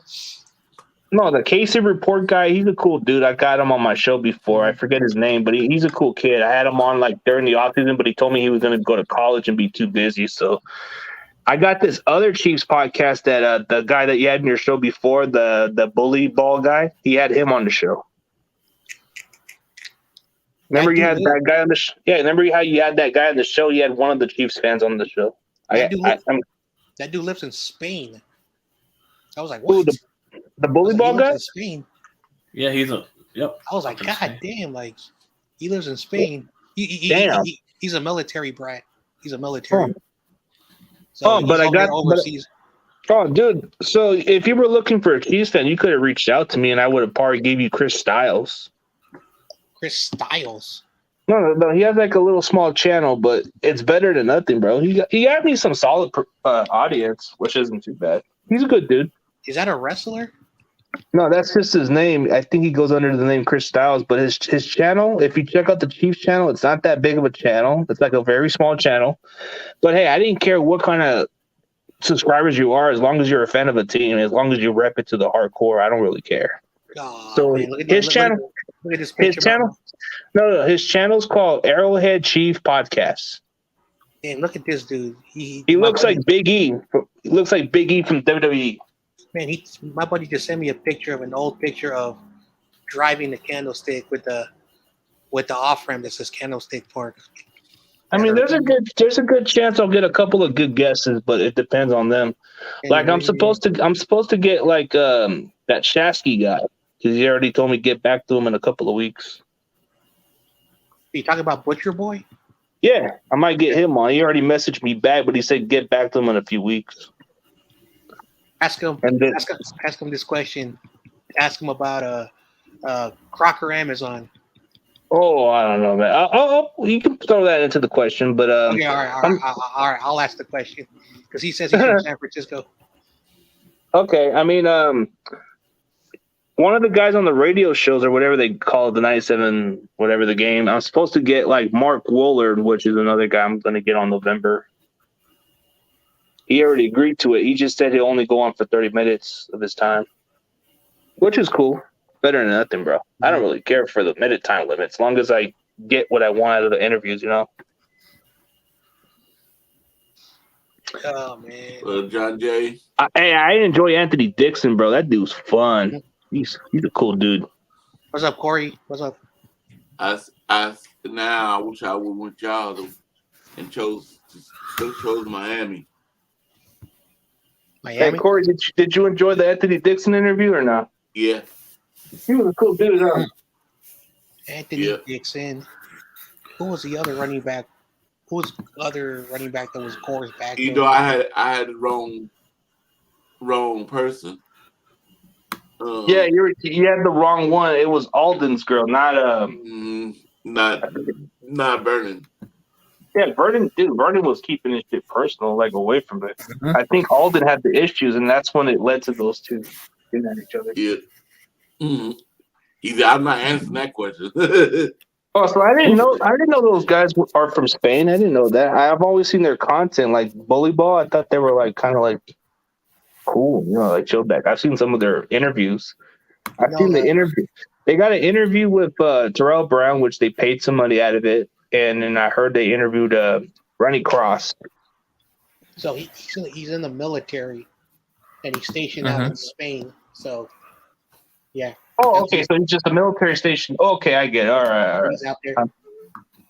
Oh, okay. That makes sense. I thought he was from there. Like, okay. He's just going to station. He's from the U.S. Oh, yeah. Military stations, I guess. Yeah. You know, I have a lot of friends who are stationed. Man, dude, there's just some content creators who kind of play that little hardball shit, man. I don't play with that shit with some of them. They make a schedule. If they make a schedule. Don't flip flop me and then play this little game with me. Flip flop. No, like they change their mind or don't even freaking stay committed to the schedule. Yeah. Ooh, look at this! A Brandon Ayuk, Arizona State. That's why I love to leave it. So people don't get mad if I cancel or whatever. I just leave it on subject to change on these sometimes when I do streams.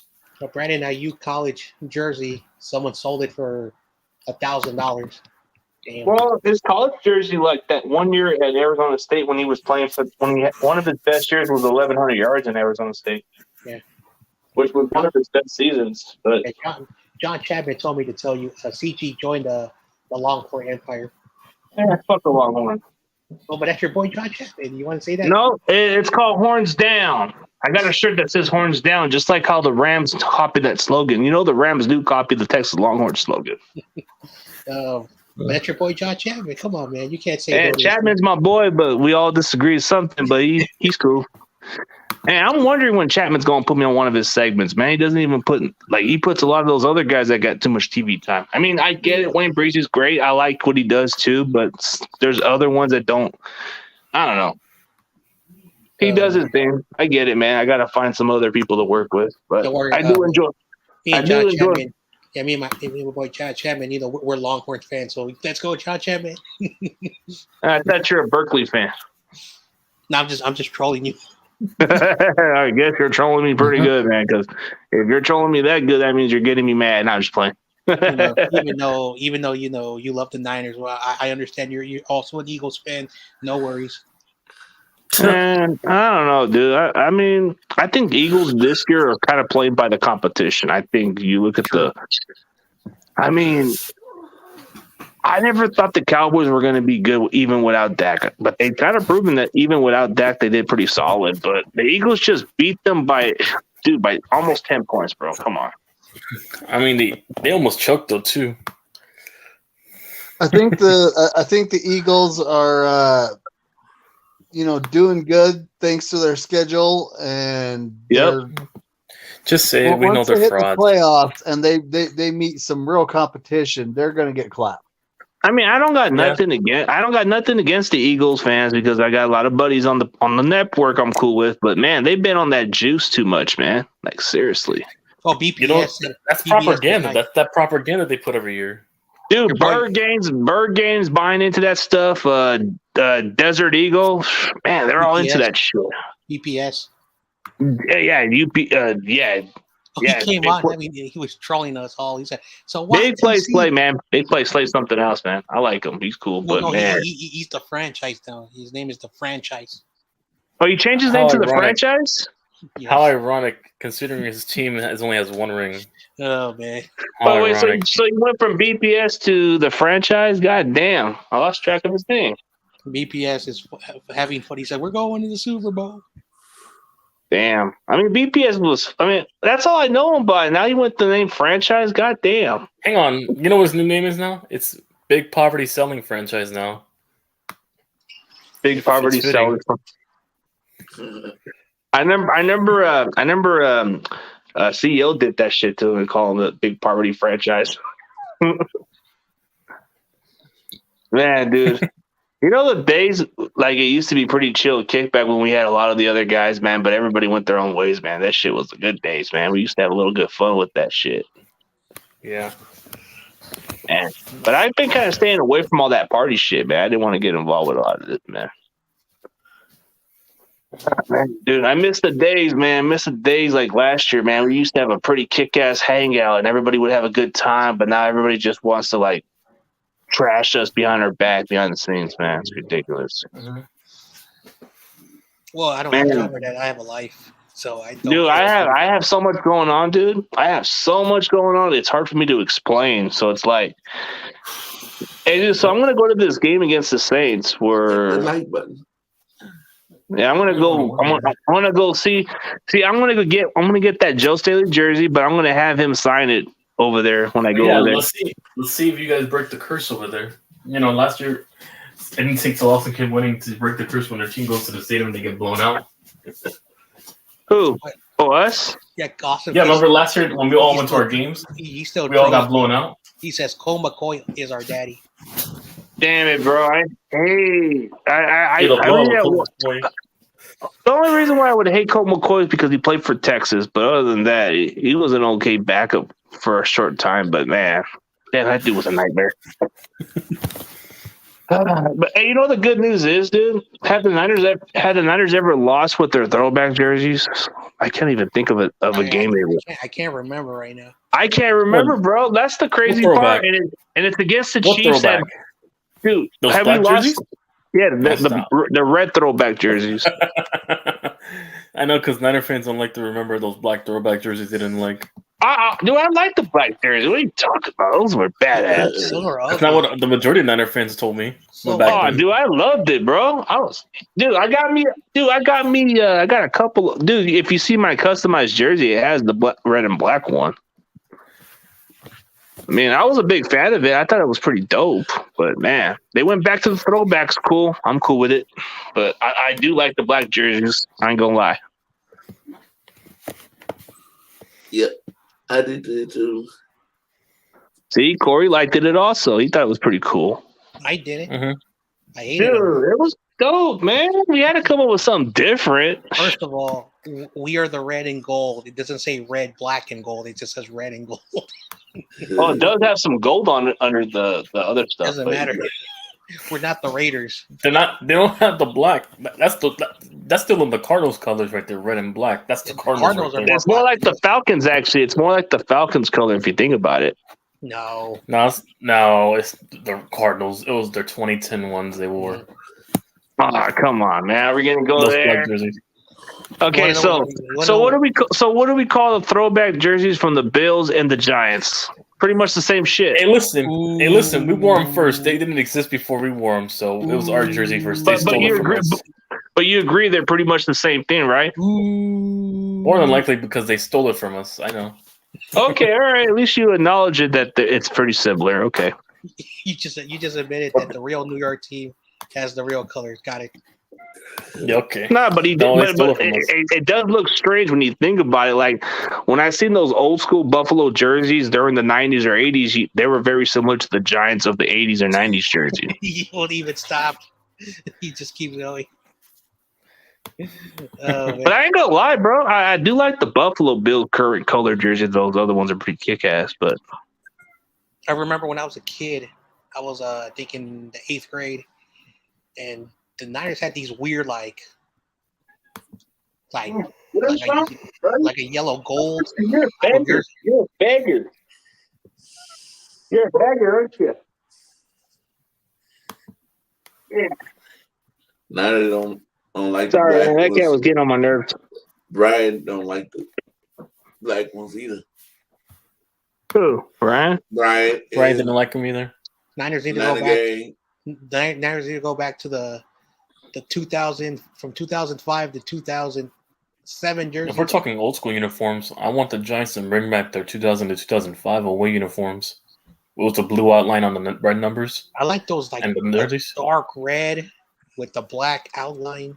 I just thought the black jerseys were more kick ass. Like it gives you that intimidation. I thought that was like something for us to bring. But I guess, like you said, it does have the resemblance of the Raiders. But if you think about it, doesn't it look cool to wear black because you're the bad guy? No, aren't the Raiders wear black? You guys would be confident. But they wear silver. They wear silver. They do wear silver on it But too. they also wear black. So okay.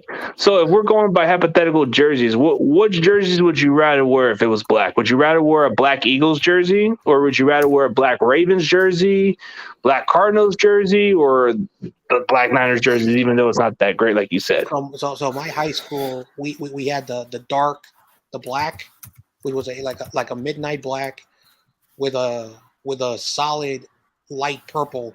So I would wear a Ravens because that was the college the uniforms of my high school sports. So Okay, see, at least that's reasonable. But I'm just saying, there's different kinds of colors of the other teams. mm-hmm. I think the Giants didn't the Giants have something with black and blue or something, or no? No, black and blue. We never had anything black.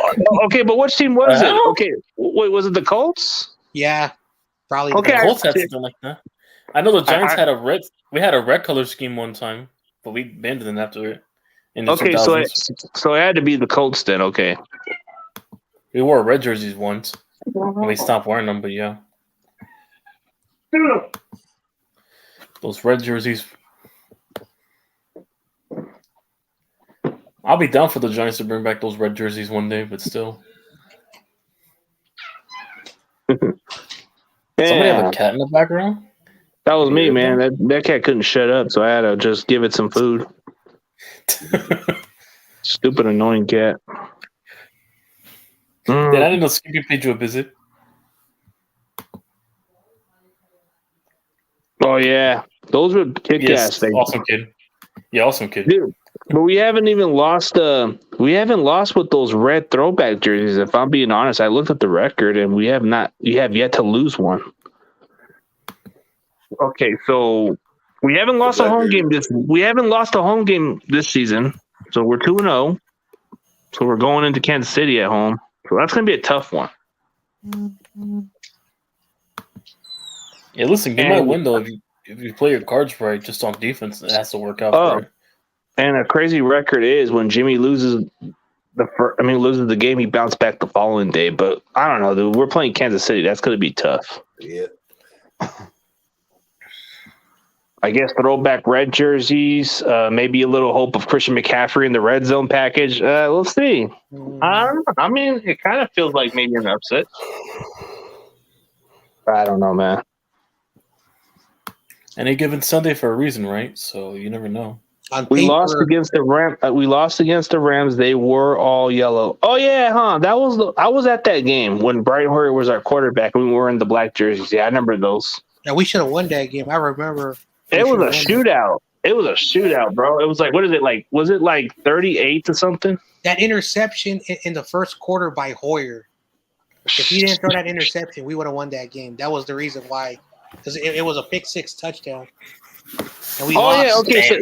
So we did lose against. We lost against the Colts in that freaking rain. Damn it.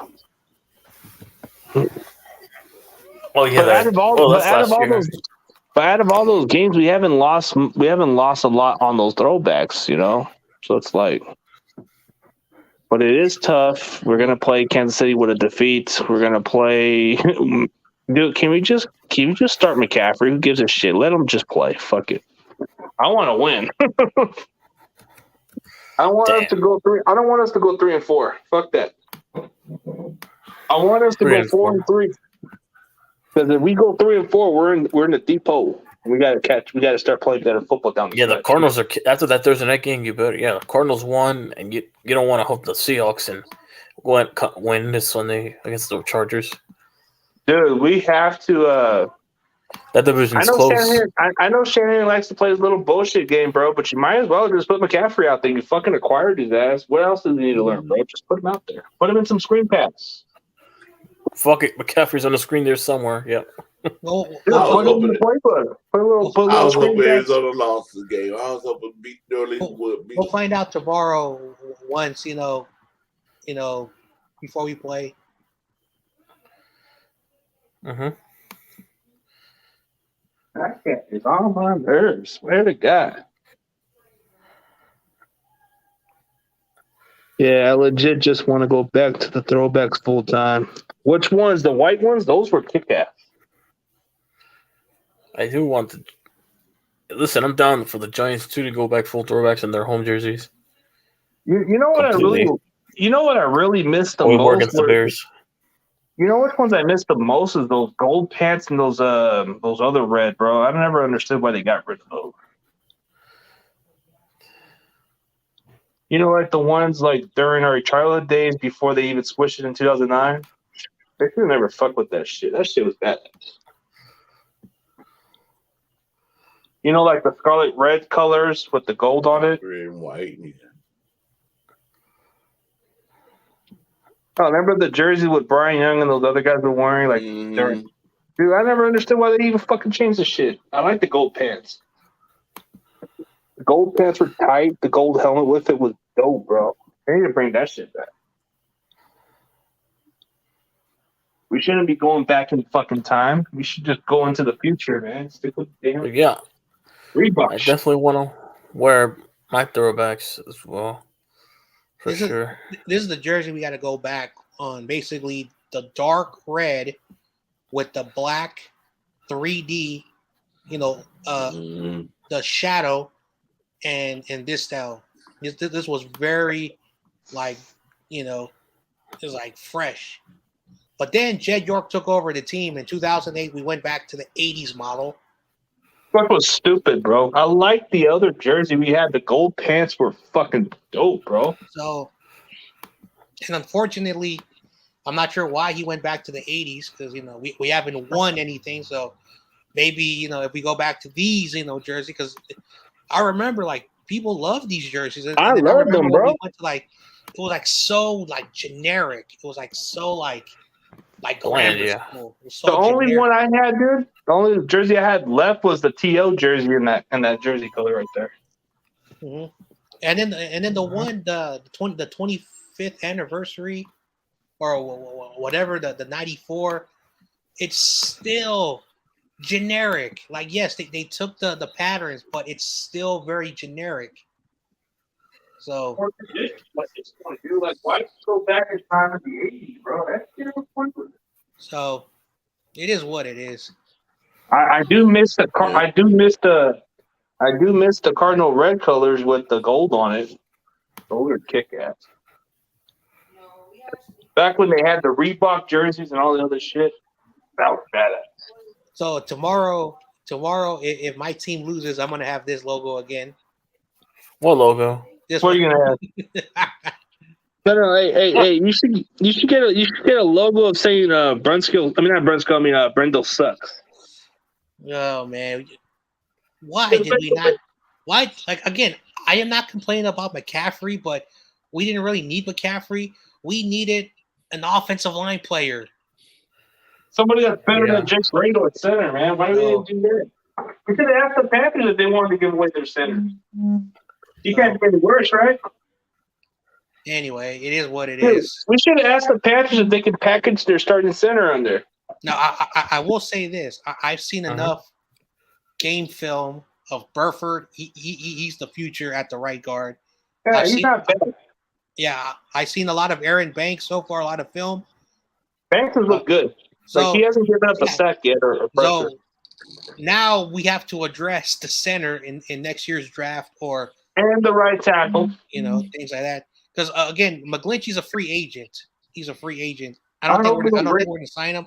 I think. Hey, call me crazy. If he's a free agent and we don't pick him up, I got a feeling Robert Saleh will pick him up.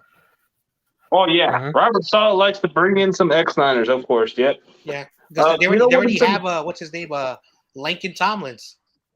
I think we might already have somebody to be that spot. So maybe, like you said, maybe down the road we'll probably just kick. I actually wouldn't mind putting Brunskill at tackle. If I'm being honest, Brunskill's not that bad of a tackle.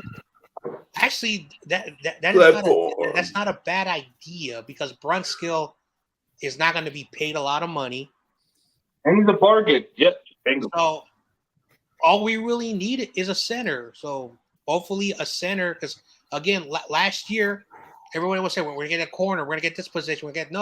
We went interior of the offense or the defensive line. We always draft on the line. That's always our first selection is that position, either defensive line or offensive line. So maybe next year we're going to be surprised again, and maybe that's why they always draft players on the line, because they want to have the right line pieces. Because when we pay Charvarius Ward the money, I got a feeling that maybe next year we'll pay for more players in the secondary, or we'll pay for a receiver. We traded draft picks to get a running back, so I don't think we're ever going to draft position players. I think we'll be it's going to be free agency. Oh man, we didn't need Burford because he was a tackle. Or he was a tackle. You could try Trent Williams at center. Burford was a tackle, but why even switch the position if he's doing okay at the guard spot, dude? So anyway, at the end of the day, yeah. I do like Burford at guard better. He's actually kind of gotten better, bro. I mean, if you throw him at his other spot, bro, you're getting him at. He's kind of getting out of position. I mean, he did play tackle too, but I'd rather keep him at a spot where he's fine. Platform 246. Mm-hmm. What's happening, faithful? That's what he said. Mm-hmm. Yeah. Hop on, Lawrence. Come on, man. Hop on. The link is in the chat. Yeah, I like when he said some stuff about certain people, man. He was talking shit about Brendel's ass, and then he was talking about McCaffrey, dude. He was calling. He does some good reaction on those videos. Oh man. Well, Brian, I can see it. Listen, can be a cheat. It's called you want to cheat put Brunskill code. at tackle, right? Why don't you try Trent Williams at center? At this point, I'll stop. Nah, he's not a good center, bro. He has terrible stats. You wanted to get experimental, so. Hey, listen, y'all wanted to get experimental. Y'all said y'all needed a center. At least put your best left tackle in center. If you think highly of Brunskill as a tackle, put him at left tackle at this point. Can we put Jason Poe out there, please? At least he can't be that bad. Like we all know the Panthers are rebuilding. They have a that tackle. What's his name? Robinson something. Anyway, so Cam Robinson. He's young. I think he's only like 26. If he's a free agent, we got to pick him up. This guy can replace Mike McGlinchey. This guy is good. Oh, dude. There's quite a few other options, but I think you can get a late round bloomer like we've been doing. We've been able to develop some late round tackles. Also, the Patriots are thinking about trading their center or letting them go because that's what the Patriots do. They never pay nobody.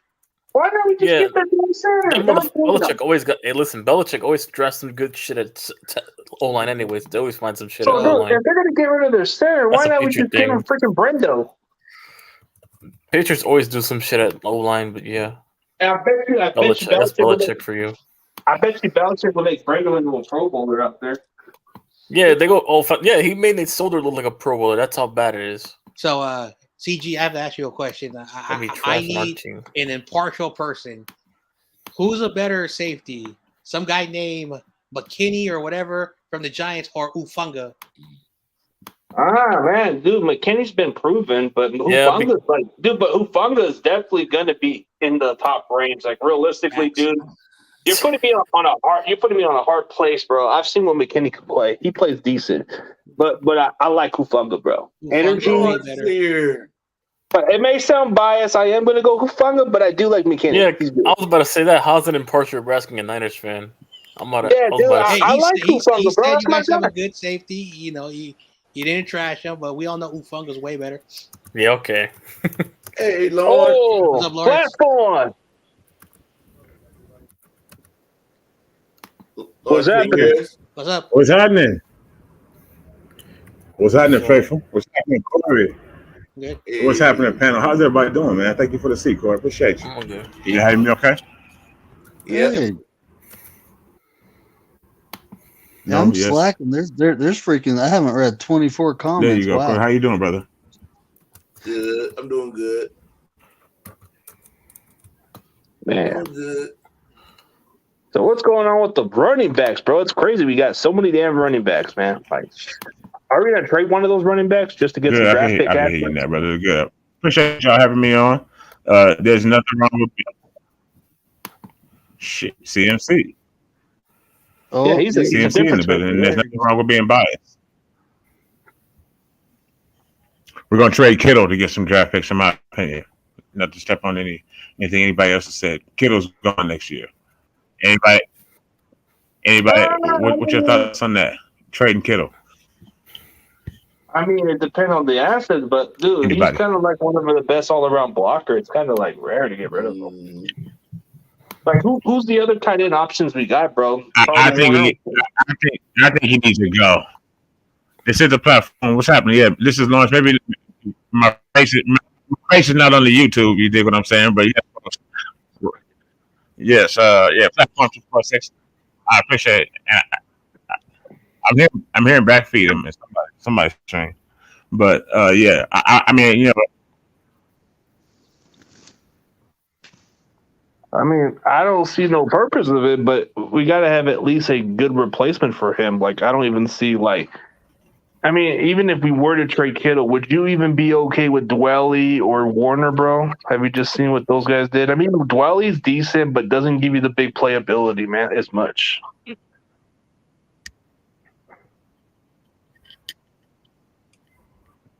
Yeah, I think we can trade him for some picks, to be honest with you. Just to get a little bit to work up into the first round or second round next year. I wonder how good. I mean, since the Panthers are getting rid of players on fire sale, I'm wondering if their center's on sale. I would rather get their center.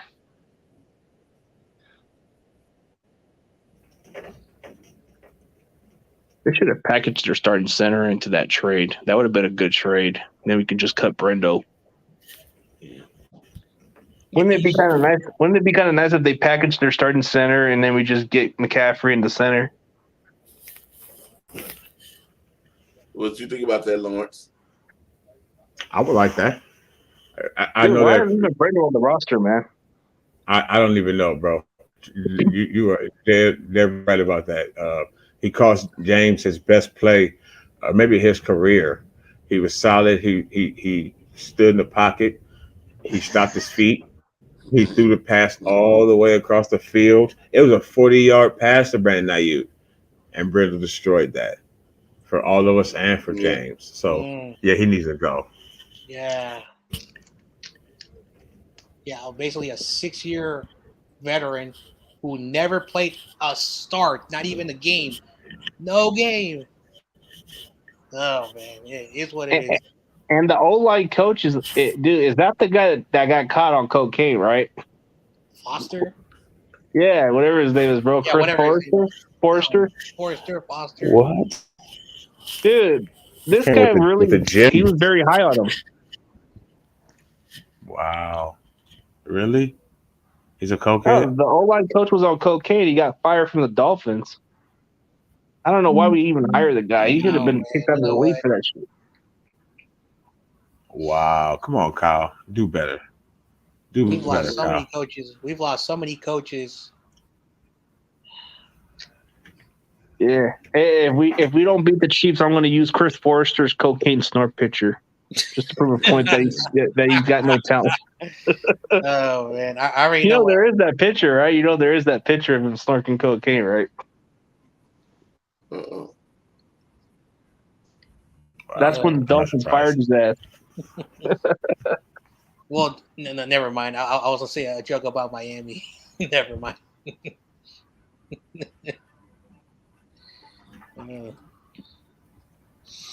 Yeah. And I would go by comparisons of CMC and Molster. At least CMC's more. I think at least he's played more games than Molster. Yeah. When he's healthy, like I said, me and Shifty talked about it in my show, our pre-recorded show.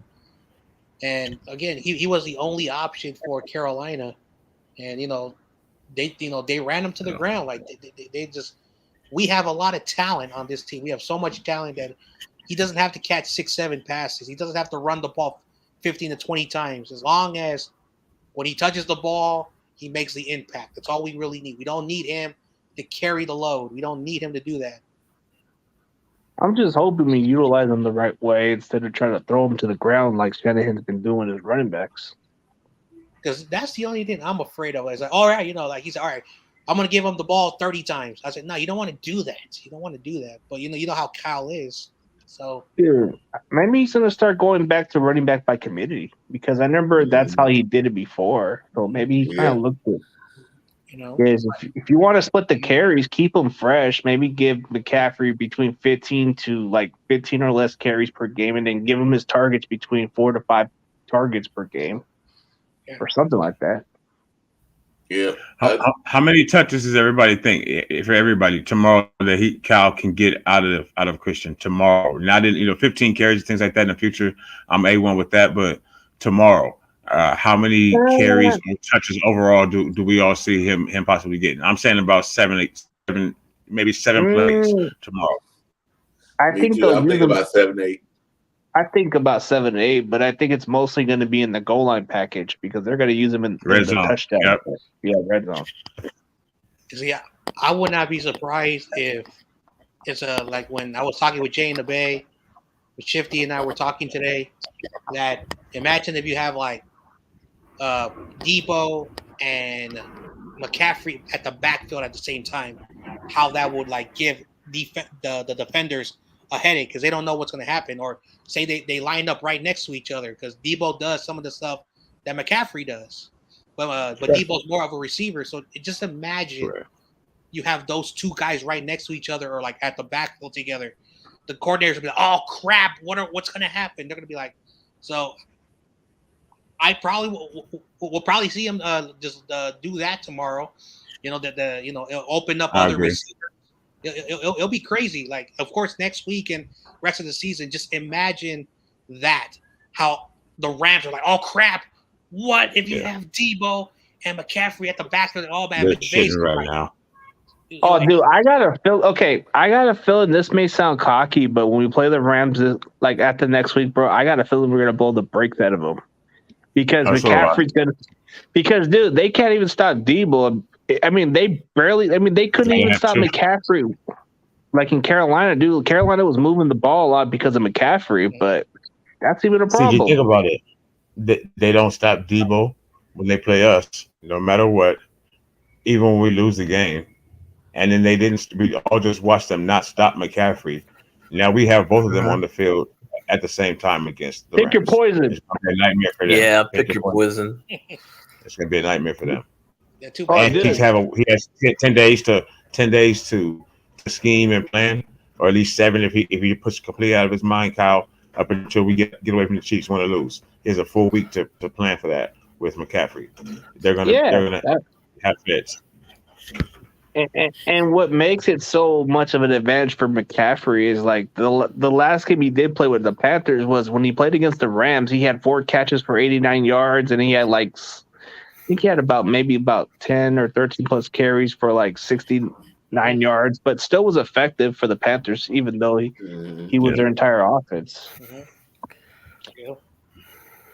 I mean, I'm not sure if he scored, but he had about 150 yards of total offense against the Rams. Oh yeah, dude, that's what's so effective about him. Like, okay, yeah, Debo's a weapon also, but dude, McCaffrey's at another level too. It's like, dude, the Rams, like Aaron Donald, we make him look like he doesn't even exist, bro. It's like we have you know how we have those backstage security guard that don't let him go into the place, and they say, no, you can't go there. That's what Aaron Donald's going through, bro. Dude, like, you have to ask Peyo and all the Rams people, like, what is wrong with Aaron Donald? Does he suck against us? Is that? I've asked him. And dude, what's even dumber, to be honest, bro, I don't know why some of these Rams fans on the NFC West Network, bro, they're very fucking delusional. Oh man, I don't get the point. I try to educate them with football facts, and they try to like say, well, you guys got lucky last time. We're gonna beat you this time, and I'm like, sure, bro, you got lucky one last year. Are you gonna brag about winning the championship, dude? Okay, that was last year. Move on to the next one. And then they say we can't bring up our rings. Like, dude, we still got 5. So what's the difference? Come on, man, catch up. Well, you did tell your boy Rudy that, because when I had him on my show, he had the audacity. If we would have been the Patriots, we would have been tied with the New York Giants. What? Oh, wow. He'd still be one behind. I but it's so funny. You'd be one behind. Yes, dude. You know what, Rudy is the biggest cowboy ass kisser I've ever seen, bro. I've seen a couple of cowboy fans trash his fucking page, and he still kisses up, bro. Come on, man. Come on. You can't be kissing up to other fans. Yeah, man. Hey, Rudy also did a stream and said that we're trading draft picks for a free agent, but it's like do your research. This guy's under contract. I know, like Shifty reminded me, he's under contract. Yeah, for 3 more years, actually, for the 2025 season. And we can, you know what's even good about the way how Shifty said it? Like, we can restructure those contracts with it, and he'll stick around. I know, like. He's not going anywhere. So getting McCaffrey at this point is a bargain, bro, because the running back market's going to go higher, old, man. He's never leaving. I know. But the market's going to go higher for running backs. Right now, like I remember when he signed the contract, whenever he did, it was a top 5. Now it's like at the bottom 10. It's not even, it's not even like a dangerous contract. And of course, dude, and what's good about most McCaffrey, running backs, they don't even pay him that high, anyways. And what's good about McCaffrey is he's going to probably eventually start taking discounts because he's probably going to want to care for championships, which I like. I mean, most running backs will be doing it because most of these owners are not valuing running backs like they used to back in 15 years ago. Yeah, yep. They used to be a big deal. I think the highest running back is not so much anymore. $16.5 million. No, because running backs are an expendable position, so they're easily able to replace them for other backs. Next man up mentality. You just have to get them in the plug-in system. Like if you get them as a plug-in system back, or get them late rounds or undrafted, you can develop them, and it's not like that hard to find. But there's not a lot of running backs of Christian McCaffrey's caliber. Okay. Name a running back that's gone over 1,000 yards and 1,000 yards receiving in one season, and you go with Roger Craig, right? That's 1. Right. Marshall Faulk did it. That's 2. Yeah. And who was the other running back that did it? Well, who? Christian McCaffrey. Yep, that's correct. That's Christian. Right, bro. What, scrimmage yards? It's Christian. So he's a rare back, bro. But I guess you could say he is a premium because he can do everything. Season. Yep, same season, 2019 season. Thank you to everybody for having me. I'm about to jump off. I want to everybody, all the faithful. Okay. All right, see you. Man, thank you, bro. Dude. All right, Lawrence. Thank you, Lawrence. Thanks for coming, buddy. He's a. I think Christian is he's a 3-down back too. Getting there he is. But again, Corey, I'm going to jump off. Everybody, it's been great being with you guys. Y'all be safe. See all y'all tomorrow. I'll be live on my channel. Hopefully, some of y'all come through. Corey, I'll see you tomorrow, man. Everybody be safe. Yep. All right, man. For sure, man.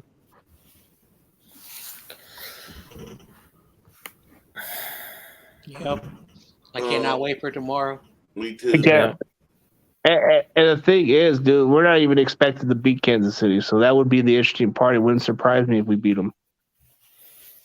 I mean, the game's in San Francisco, so you never know. Well, of course. No, but the pressure's on them.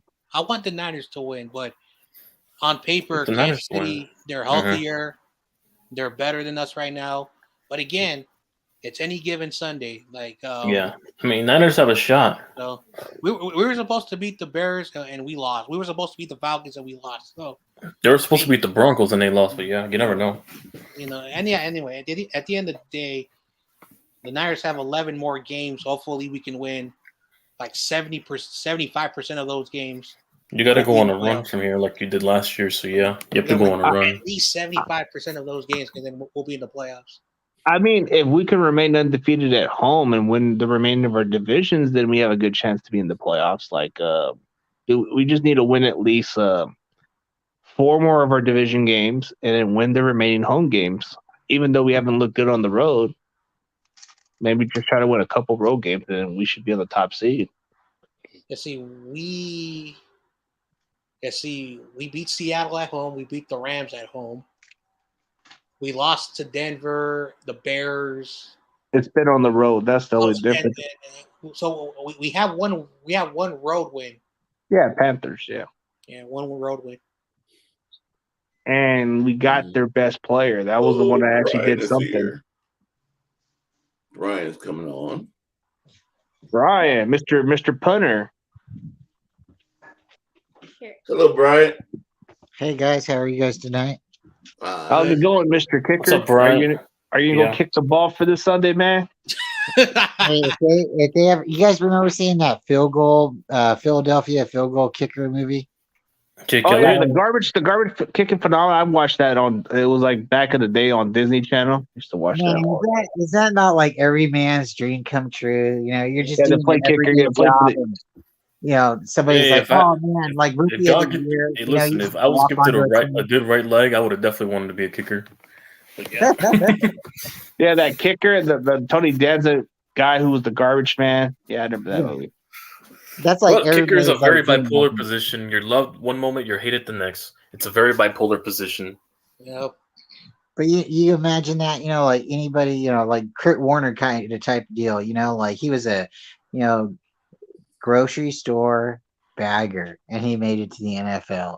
That's like everybody's dream, like oil change man, he could be a center one day, the barber shop man, he could be, a tight end one day, like tight end one receiver. Yeah, so or a guy like or a security guard could be one of the offensive linemen at guard. No, that would never happen, man. Never ever happen. I would be. Don't listen. If the Giants ever call me to play fucking linebacker or tight end like I did in high school, I'm down to go fly over there. You never know. So I have two things to say. The first one is the Kirk Warner. The second one is a true story. But the Kirk Warner, I think from 94 to like 97, he was in the Arena Football League. He still holds records in the Arena Football League, So he played football before he went to the Rams. So and he had some seasoning, but it wasn't the NFL. He was undrafted by the Packers too. So yeah. So anyway, now YTC's favorite team, the Eagles. I'm sorry, I'm just joking. Okay. So there was a movie that came out from Disney back, I think in 07. Invincible. Some Philadelphia Eagle wide receiver who was not a college athlete. He didn't go to college. Valley. And Invincible. Yeah, that movie. So Vince Papale, yeah, the guy that was like a slot receiver. He kind of. The Eagles 1 year had open tryouts for normal people, yada yada. So he tried out. I think he played for 1 season, had 1 catch. But the point is that it's possible. Like say, hypothetically, say the Niners say, you know what, we're gonna have an open tryout at Levi's or at their training facility for normal people. You will see hundreds of people flocking. I'm gonna try out, and maybe a random person will make the team. It's possible. No, it hasn't happened like that. Like, dude, it makes it really hard to do it nowadays. You have to. I'm just saying like a hypothetical. Like, say Well, there was a fairy tale story back in the days with the football players. Like, I remember there was this one guy called the Nightmare Lane guy. I think he wasn't quite like Night Train Lane. Yeah, he wasn't like he only went to junior college for 1 year or something, and he never got a scholarship from there. And then I guess he got a chance to play for the Rams. Then he became one of the best Lions defenders. But he was a guy that didn't even have like enough experience. That's what the old Niners coach said. Red Hickey, whatever his name was, he said something about that he didn't play at a big college or nothing, or he wasn't like. Yeah, back then, people wanted to become baseball players at that time because baseball was a big sport. Like football wasn't really. It wasn't until the '80s where football became commercialized. After that, so because when you look at the players before, I think the 1979 season, a lot of the players had part-time jobs after the season ended. And Mike Schumann told me a story on his channel. He says he wasn't, like the big, top guys that were making the 1%. Even they were not making the money like the players are making today. And he was like making like $15,000, $20,000 at the time. And when the season ended, he had to get a part-time job. So a lot of the players back then, it's not like today. In the 80s, and then when free agency, happened, then they started to protect the players. That's why after the 1993 season, this was the last year before the free agency, happened, you would sign 43 players on your active roster, and then the last 10 to 15 players who were basically nobodies were free agents. So that's how it used to be. And then in 1994, the very first ever free agent player left the Eagles and went to Green Bay. And then 2 years later, the Packers won a Super Bowl. Yeah, Reggie White. Oh, Reggie White. I like Reggie White. The character who he represented, the way, because like all people who were sacked by him, after he sacked you, said he picked you up and said, "How's your family? How are you doing? I'm sorry I had to hit you." What kind of athlete would apologize for hitting somebody? I like Reggie White. I mean, if I was to go back in the 80s, bro, I like somebody like Lawrence Taylor, bro. I like how he gets under your skin and say, "Hey, you're down, fool. I'll knock your ass out." Too bad. Too bad. What's his name? Ronnie Lott is the best defensive player. Yeah, he is for sure. Because dude, no football player would ever amputate their tip of the finger, bro. Come on. There is no cough. I mean, like CG's saying, the man amputated the tip of his pinky to keep playing. And it's rare. You don't see players do that, bro. That's the problem. But dude, like I miss the days of guys like Lawrence Taylor who would just get under your skin and fucking trash you after he knocks your ass out. Like I like when he knocked the quarterback out, he would talk the shit on him. I miss those days. I have never said Lawrence Taylor was ass. I'm saying the best defensive player. Oh yeah, Ronnie Lott. Oh yeah. So I heard that. Ronnie Lott was a game changer. No, secondly, Buddy Ryan tried to fucking cripple this man's shoulder, and he still got 3 sacks. I don't know what you're talking about. Oh no! But if the original Bounty Gate, Buddy Ryan and the Eagles. Oh no! But if you remember, like, okay, Ronnie Lott was a laid out his shoulder, and he still got 3 sacks with a cast wrapped around it and everything. He got 3 sacks. No, but if you look at Ronnie Lott, he was an intimidator. He definitely did create fear, but he wasn't. I don't think he was. I don't think he got under people's skins, but okay. Yeah. He wasn't quite a talker, but Lawrence Taylor was a guy that would get under your skin, bro. Like anytime I saw some of those old highlights, bro, that's the kind of football players I miss these days, bro. You don't get those kind of guys no more. They get flagged for that shit. CG, I agree 100%. Especially with the taunting calls now, they definitely would get penalized for taunting a lot. Athlete. Like I have never said he was trash. I'm just saying that. If I had to choose a player who's the best defensive player, Ronnie Lott, hands down, is the best. Oh, yeah. Most sacrifice, a guy that played and put his heart for this team, and he created fear. He hurt a lot of people. And he also played for CG's favorite school, USC. Well, hey, I don't ever. I don't ever remember like the Niners, having like a public tryout for the people to come in from the community and try out for the team. And I feel pretty connected to the Niners because I live in Stockton where they used to have the training camp. So like when Tio and Garcia was in town, the last couple of years of Steve Young, I got to see those teams up close. So I don't really remember hearing about a tryout team, or like a tryout day for those guys, because that would have been awesome. A bunch of people would have been at UOP in Stockton. But I do remember Alameda and the Oakland Raiders used to have a one-day tryout. I don't know what you had to do to qualify to go and try out for the Raiders. And I don't know how long ago they were doing this, but I do remember they had that. And I mean, that once again, that's awesome. If you could walk onto the team because you outshowed hundreds of guys in one day. But no, that's just awesome. That truly is. I mean, if you look at it this way, dude, you can't really play defense as much as you used to, man. You can't even hit the quarterback. Like, dude, even if you got the ball, you're gonna throw a freaking flag. God damn. Yeah. Everything visualized gets sacked. And also, one more final thing, Brian Young is not good at straight hand, but okay. Oh wait. So there's this guy. You may have your discussion with Ronnie Lott, but Brian Young's not going to touch Michael's straight hand.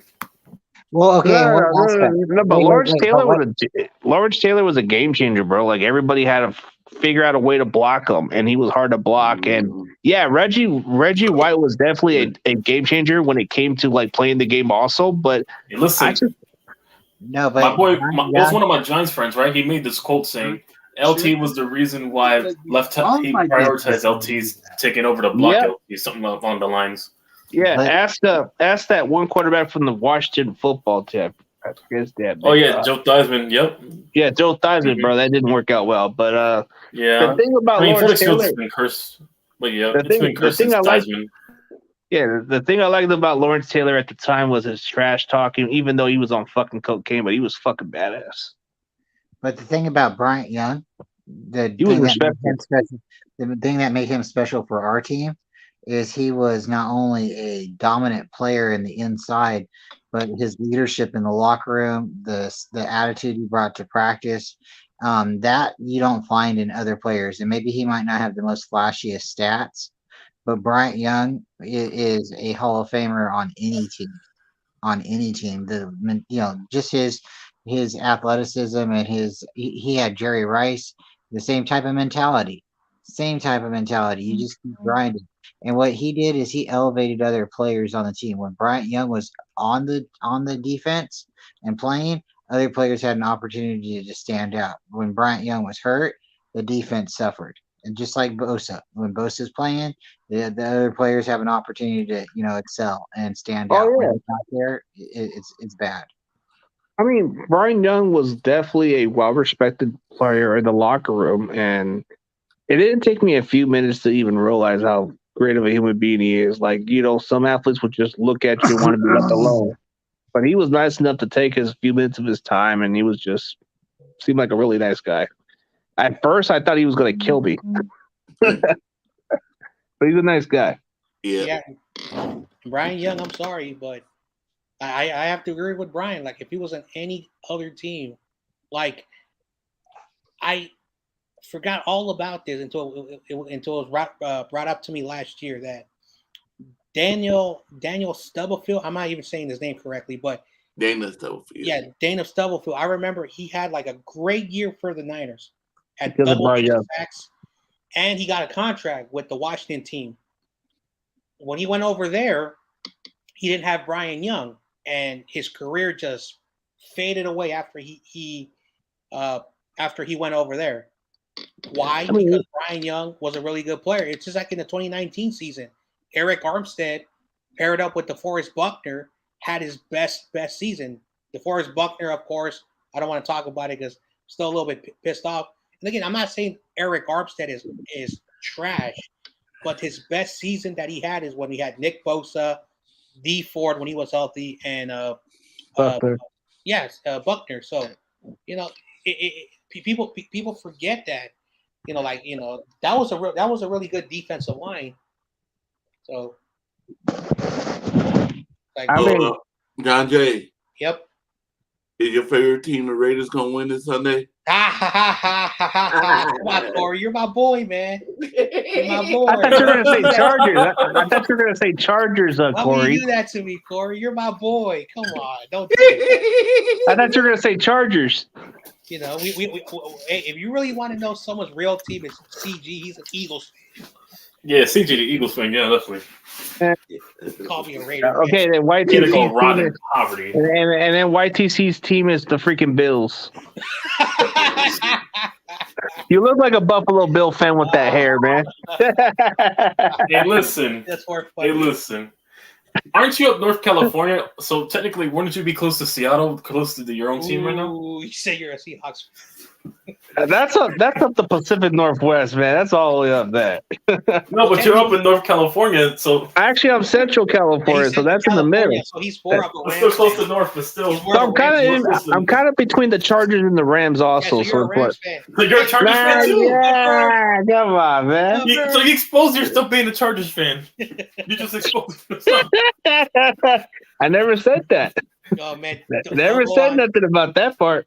No, go on any other stream. Y'all putting words in my mouth, aren't you? Never mind. Never. You don't forget it. Hey, but I guess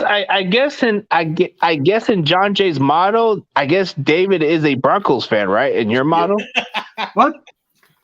Stop taking my Hell jokes. no. that's John Jay's motto. Stop taking my jokes. I'm TOP now. Broncos. No, because he's from Utah, which is No. like Denver. I mean, like Colorado.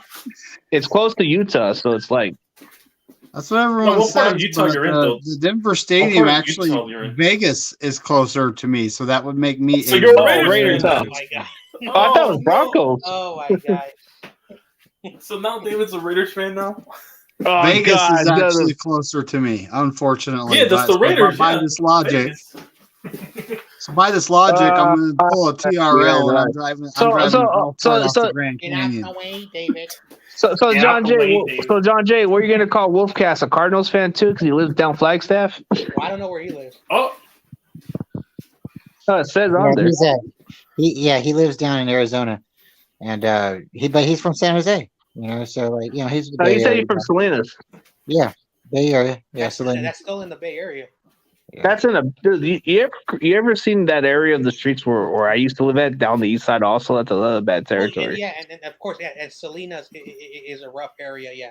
It's notorious, bro. Like I've actually grew up in South San Jose, but I've actually had family down in Salinas. It's not the safest territory if you've been out there. But I've never I've lost some friends down there that got killed. Yeah. No joke. Oh man. Right now, you wouldn't want to be living in no Oakland. Oakland's crazy. I heard about it. Yeah. Like I spend a few summers. You think Hunters Oakland's Point, forget about it. Don't go down San Francisco Hunters Point. listen, You're fucked. you think that's bad? Go to Camden, New Jersey. Oh, I heard it's cold out there. I hear it's not as bad as people say. It's closer to dude, Philly, that's why. Hey, I heard going down Frisco down Hunters Point is worse, man. Go down to Camden. That's South Jersey, but yeah. No, Camden. but yeah. look what Wolfcat said.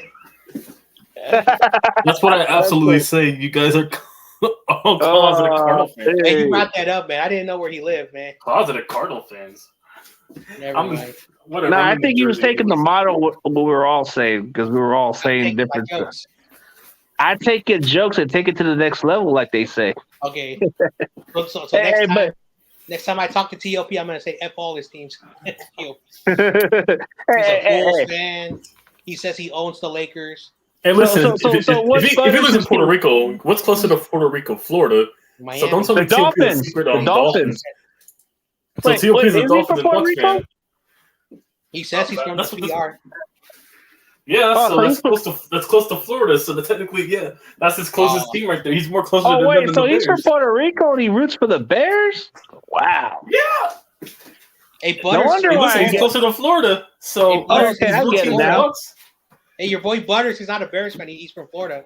He said he's. Oh from yeah, he's a Florida. Jaguars fan. You know, he's a Jaguars No, fan. actually too. a Dolphins. That Jagganoff. No, actually a Dolphins. He's close to Miami. No, he hangs out with Jagganoff too. So therefore, he's a Jaguars fan. So okay, Yeah, he said he was CEO, in CEO's a Commanders fan, right? So CEO would be a Commanders fan. Oh yeah, definitely CEOs of Commanders fan. He's a secret commie thing. Him and Dan Schneider have those secret parties. And my boy Bird and my boy Birdgate and my boy Birdgate 31 is either a Falcons fan. No constant now. Didn't he say he lives in the state of Alabama?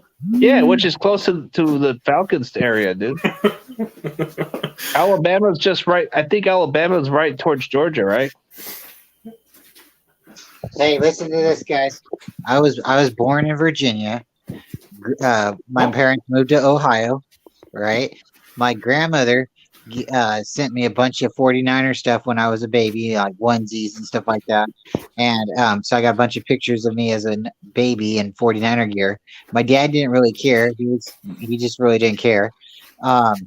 Years later, I turned 4. We moved to California. We moved out here to California and Manteca.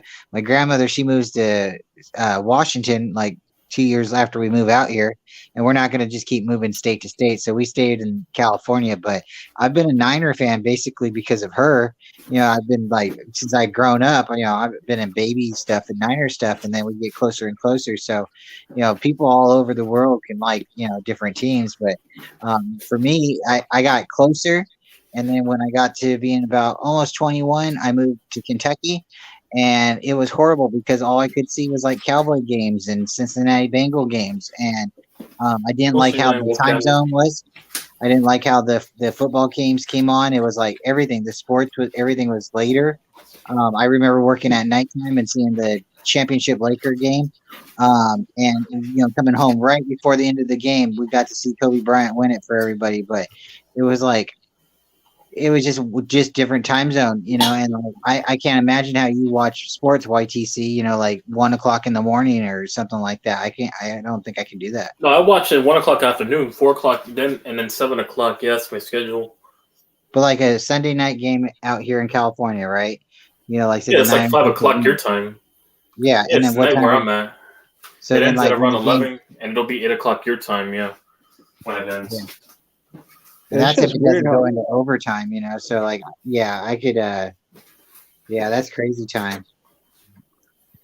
No, and I stay up, and I usually stay up till 3 in the morning, editing videos. So that's the equivalent to midnight where you're at. Yeah. Oh man, so you do a lot of work, and then you go back. Then you wake up later in the morning, huh? Yep, wake up around 9 or 10. So yeah, I have an alarm and everything.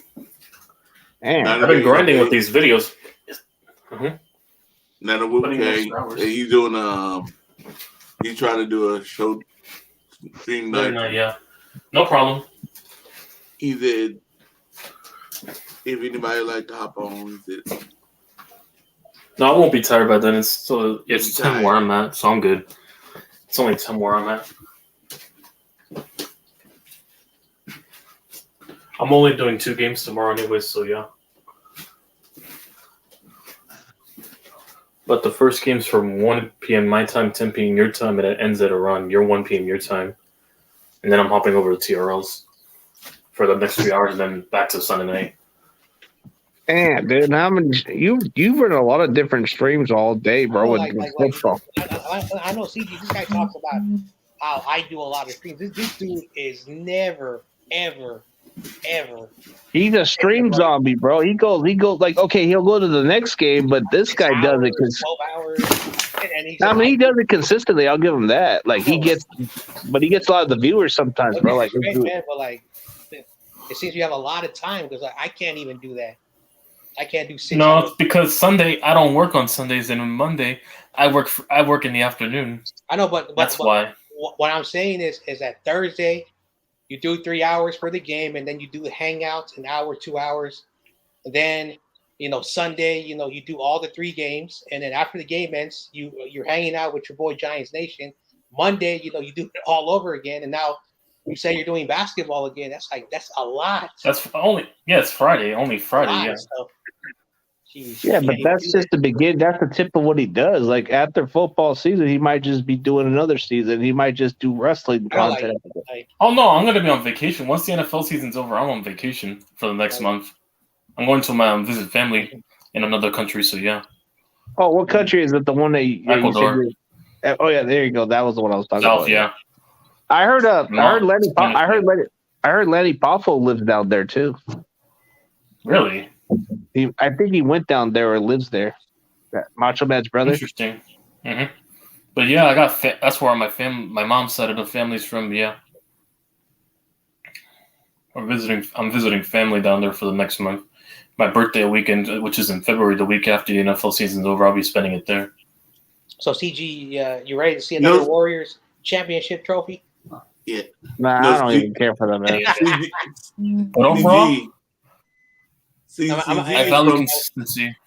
And when it happens, I'm gonna go with Shifty to the parade, and we're gonna rub it in. The Lakers cannot win. I'm just messing with you.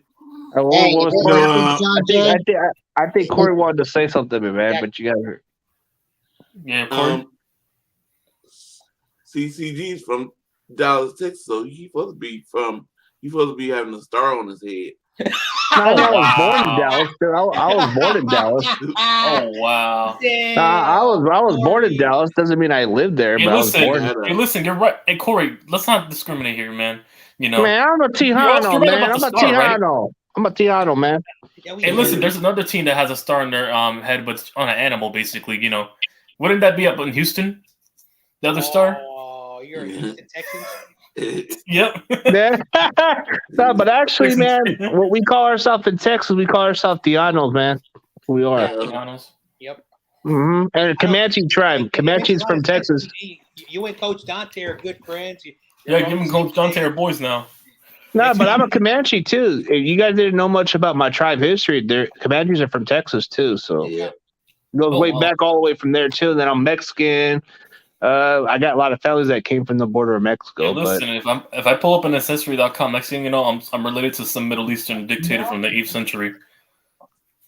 No, that's not true. I go to my ancestry. I go to my ancestry.com, and I'm related to freaking Tony Gonzalez. I'm just playing. No. Hold on. First of all, that's not true. YTC, you're related to a Star Wars character. Hey, listen, if we go on Ancestry.com, we'll find out you're secretly Gilbert Gottfried's lost child. Oh, fire! Well, whatever. Hey, it's what it Gilbert is. Gottfried was the shit. Rest in peace. I would rather be compared to a real person, rest in peace, than a fictional character from a BS movie. Hey, listen, you're not hurting my feelings. It's about the movie anyway, so I really don't care. You know, no disrespect for anyone who... But I'm not a nerd or whatever the term is. Nerd! Or whatever that is. My Luke Gallows voice. Nerd! There you go. John Jay. Yeah. I think I already told you this before. Before I saw, before you one time showed me your face. That's another thing. I thought every time when you was on CG thing and we do this, I just thought you was a white guy. Oh, white guy.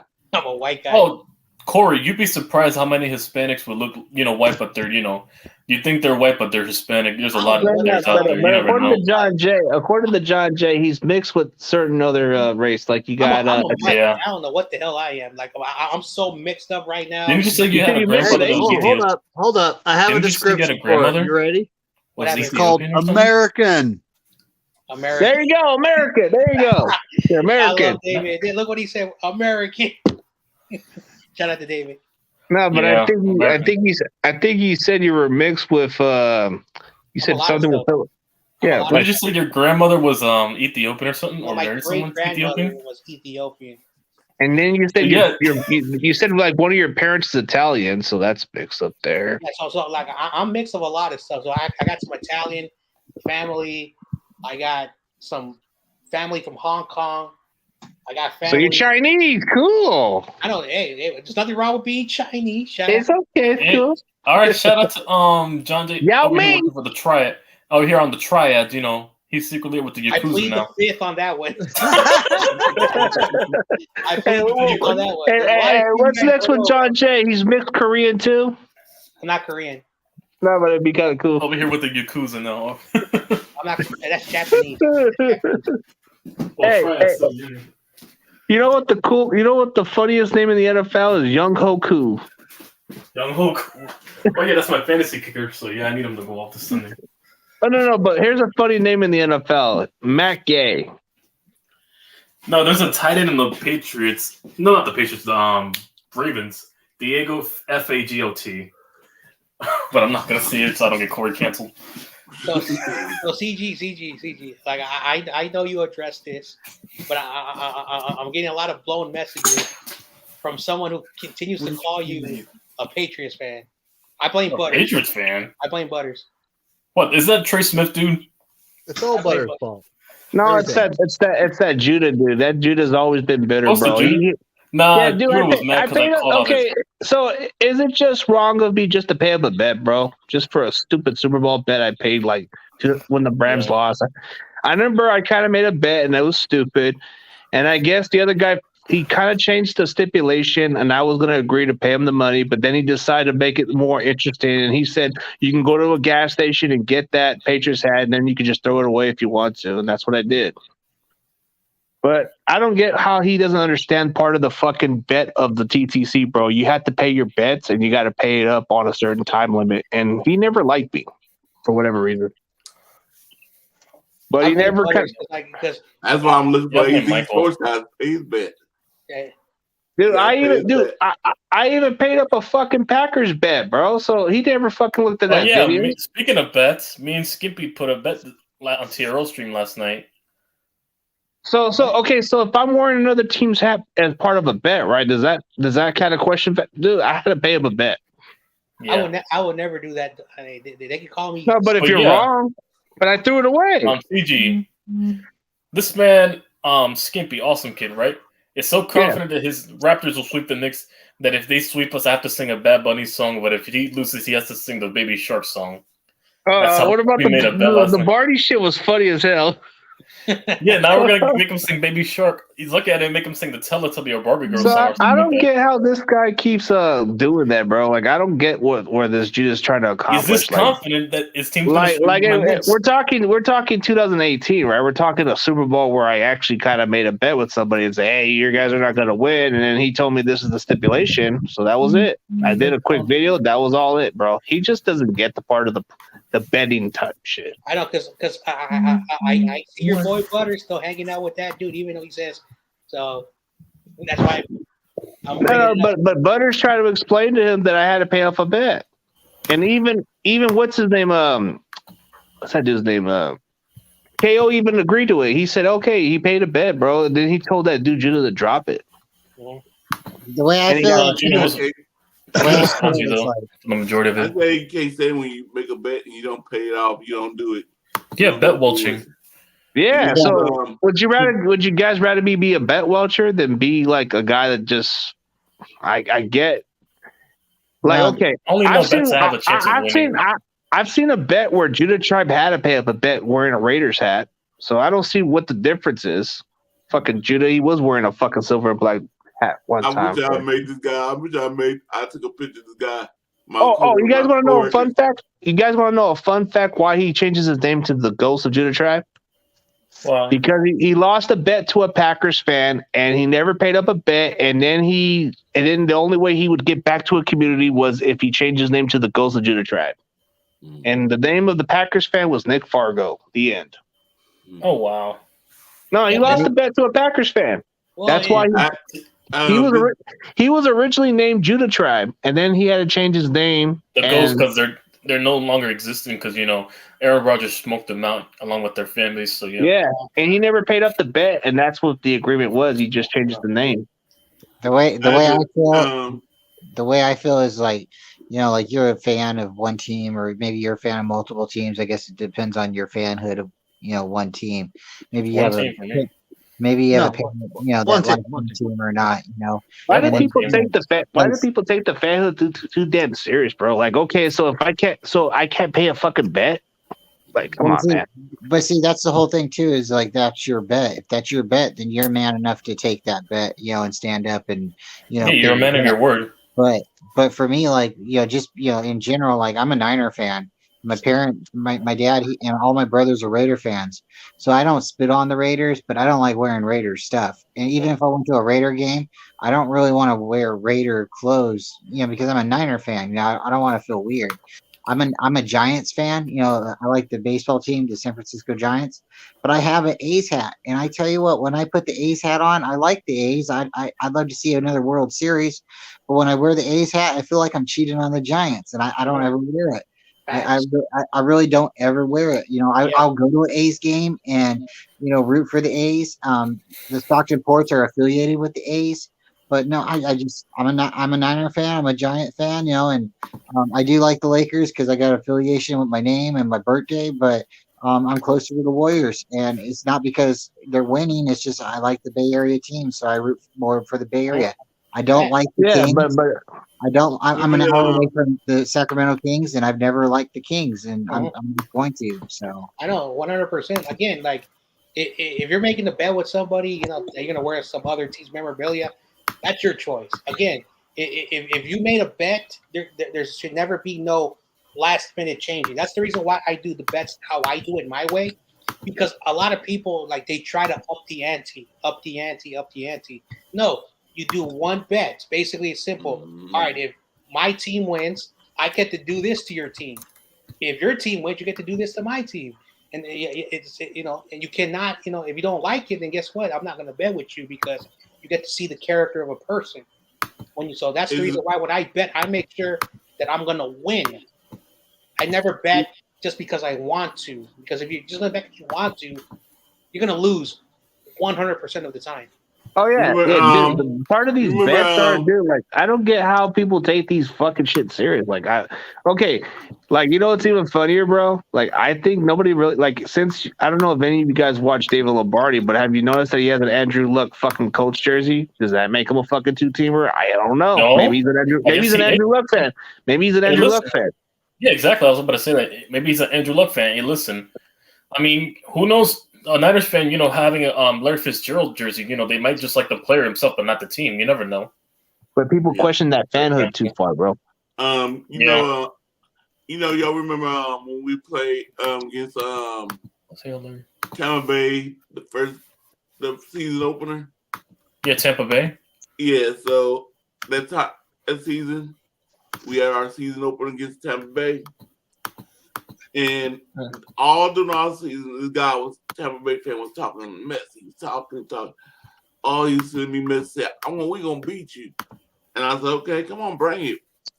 We're gonna win." I said, but then he betted somebody else, but he wouldn't want to bet with me. But he betted with somebody else. And then what ended up happening, we beat Tampa Bay. And did he neg on it? Yep. He did on it. He bet. And then also he blocked all of us. Dude, I get this all the time with a lot of these. It's called coward bet watchers, bro. Hey, guess what I'm owed, bro? This Raider fan owes me fucking $50 for the Raiders saying he's gonna win 14 games, bro. I want that free money. Hey, listen. I bet at one time back in 2016 that we were going to beat the this Browns fan in my school when I was back in high school. He never paid up my 20 either. Still, there's a lot of bet welchers. I bet it with this one Browns fan in high school. That Cowboy fan on Thanksgiving against the Washington before they were called like the Commanders never paid me $300. What a dumbass! And he blocked me on Facebook. That's why I don't like betting people, dude. That's why I don't like taking chances on betting people with money, because what happens? I only bet people I know that I trust. That's basically I don't. They never pay me shit, bro. That's why I don't fuck with the bet shit. Like, if you're not gonna pay up, though, I'm not gonna fucking bet with you. Mm-hmm. I said I should have took a picture of him. I only betted with Awesome Kid because he followed up on the bet when he lost to the Knicks in the last game. That's why I betted it with him right now. Dude, I just don't like betting money, bro. Like, I've experienced a lot of bet welchers, so it's like I'm not. Well, that's why I do sportsbook for. They'll never bet welch me if I win. Sports. What's up, everybody? What's up, Awesome? It's a Commanders fan. She's a good person. Mm-hmm. Yep. She likes wrestling too. She's a very good person. Commanders. Yeah, but she knows when they were the Redskins, the Washington Redacted. She knows the bet welcher I'm referring to. This one Raider fan is a bet welcher. What, Sandro? No, somebody else. But oh, nah. Hey, one of these days, I'm gonna come right down his job and fuck him up. I don't give a shit. I want my money. I'm gonna Hey, bully his ass. Not his fucking. hey, like I said, like I'm kidding, if bro. you're gonna bet money and you're gonna lose, like you should not have done it in the first place. Again, there's a reason why some people, like when you bet money, you don't pay them. It's not a good idea. So don't even bet money. That's why it's better. That's why I don't like this type of Is betting. way better because then you get to have your bragging Yeah. rights. That's why. That's what I have Vegas for. When the Bears won, and my bet was very simple with Michael. If your team beats me, you get to troll me all year round because your team earned it. If my team would have won, I would have been able to troll Michael as long as I wanted because he was in my chat goofing around. So. Oh yeah, He hasn't been around much lately, huh? Yeah, he's in college. No, he's been on my channel. No, I mean like he hasn't been on John Jay's much lately, is what I'm saying. Because he's in college. He's in college. He said he Yeah, because when John Jay goes live, it's in the Eastern time. That's where he's on college right now, so it's inconvenient for him to go on at that time if he's doing classes. He doesn't go on anybody's channel as well. I mean, sometimes he'll go on YTC, not as mine as much. That's because the majority of my streams are at night. That's why it's convenient for him. Mm-hmm. Yeah, well, speaking of CEO, man, he doesn't come around as much as he used to, huh? No, he's been on Giant Station's channel. That's all I've seen him run, and on Discord. That's really it. Sometimes Butters, but you don't see him around as much as like we used to. You used to see Michael like all the time, and I understand your schedule, but you still go on Saturdays and Sundays. And well, dude, Gavin used to come around often, but not as much. No, Gavin will start coming around. He disappeared because he said Kyle Juszczyk was going to be captain. He talked about the Commanders were going to be in first place. He talked about how Roquan Smith was going to be body slammed or something. Yeah, all that stuff never came true, and he's avoiding Michael and TOP. He didn't avoid him the last stream. He finally came back this week, but yeah, he's going to be definitely becoming back next month because the FIFA World Cup. Him and I are supposed to collab on the World Cup pretty soon, so he'll be coming around soon. I mean, I just thought it was funny when TOP went at him and told, "Hey man, I ain't gonna lie." I like what he called him a clear, like I don't know, like all that other shit, man. Like he gets under people's skin sometimes.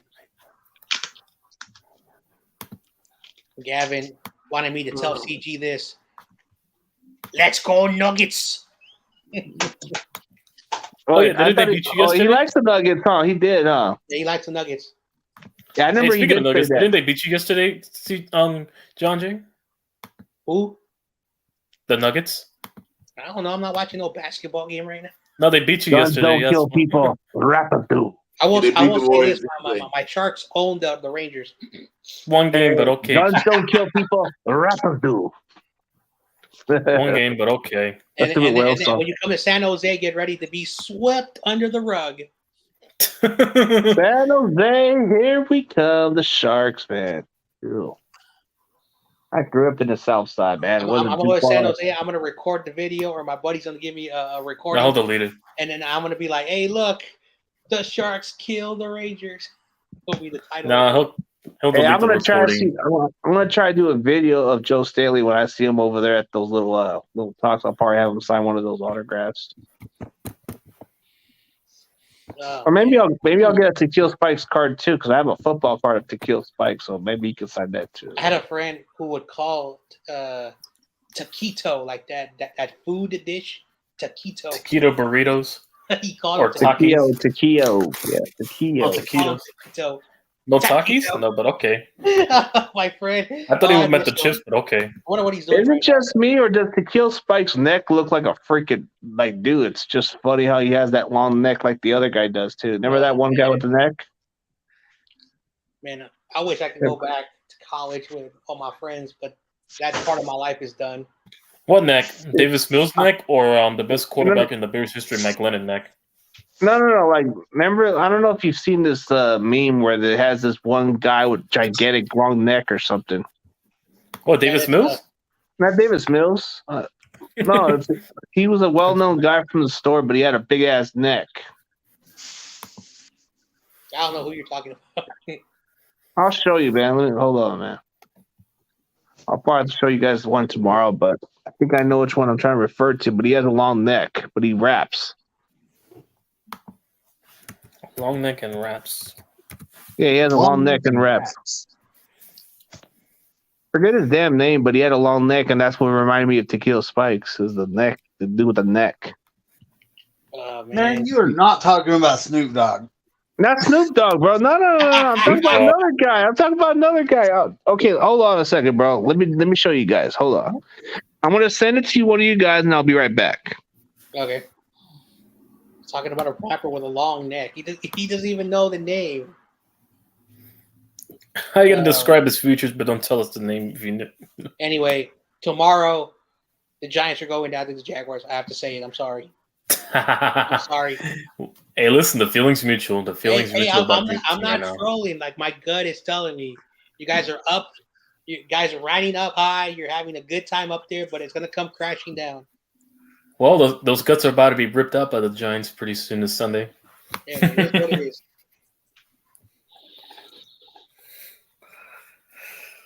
No, the Giants definitely are a surprise team. If anything, they're this year's dark horse. Yeah. Yep. Well, because if you look at the Eagles, we're the only team that probably is on that schedule that's their biggest test. If you look at the Eagles' schedule from here on out, Dude, Good hey, Nick if you reminded guys me lose to the of Eagles, Zilla. BPS or franchise, whatever his name is now, is gonna be oh trolling. no, I'm going to be at that game. I'm going. That's the only game I'm going to this year Oh, okay. in MetLife. I'm being at that game, Week 14. I'll be at that game. Yeah, BPS is gonna be like trolling on his channel. Hey, YTC, where you at? Yeah. Oh Giants. no, I'm gonna have a video. I'm gonna have a video in the stadium and then send it to BPS just to remind him.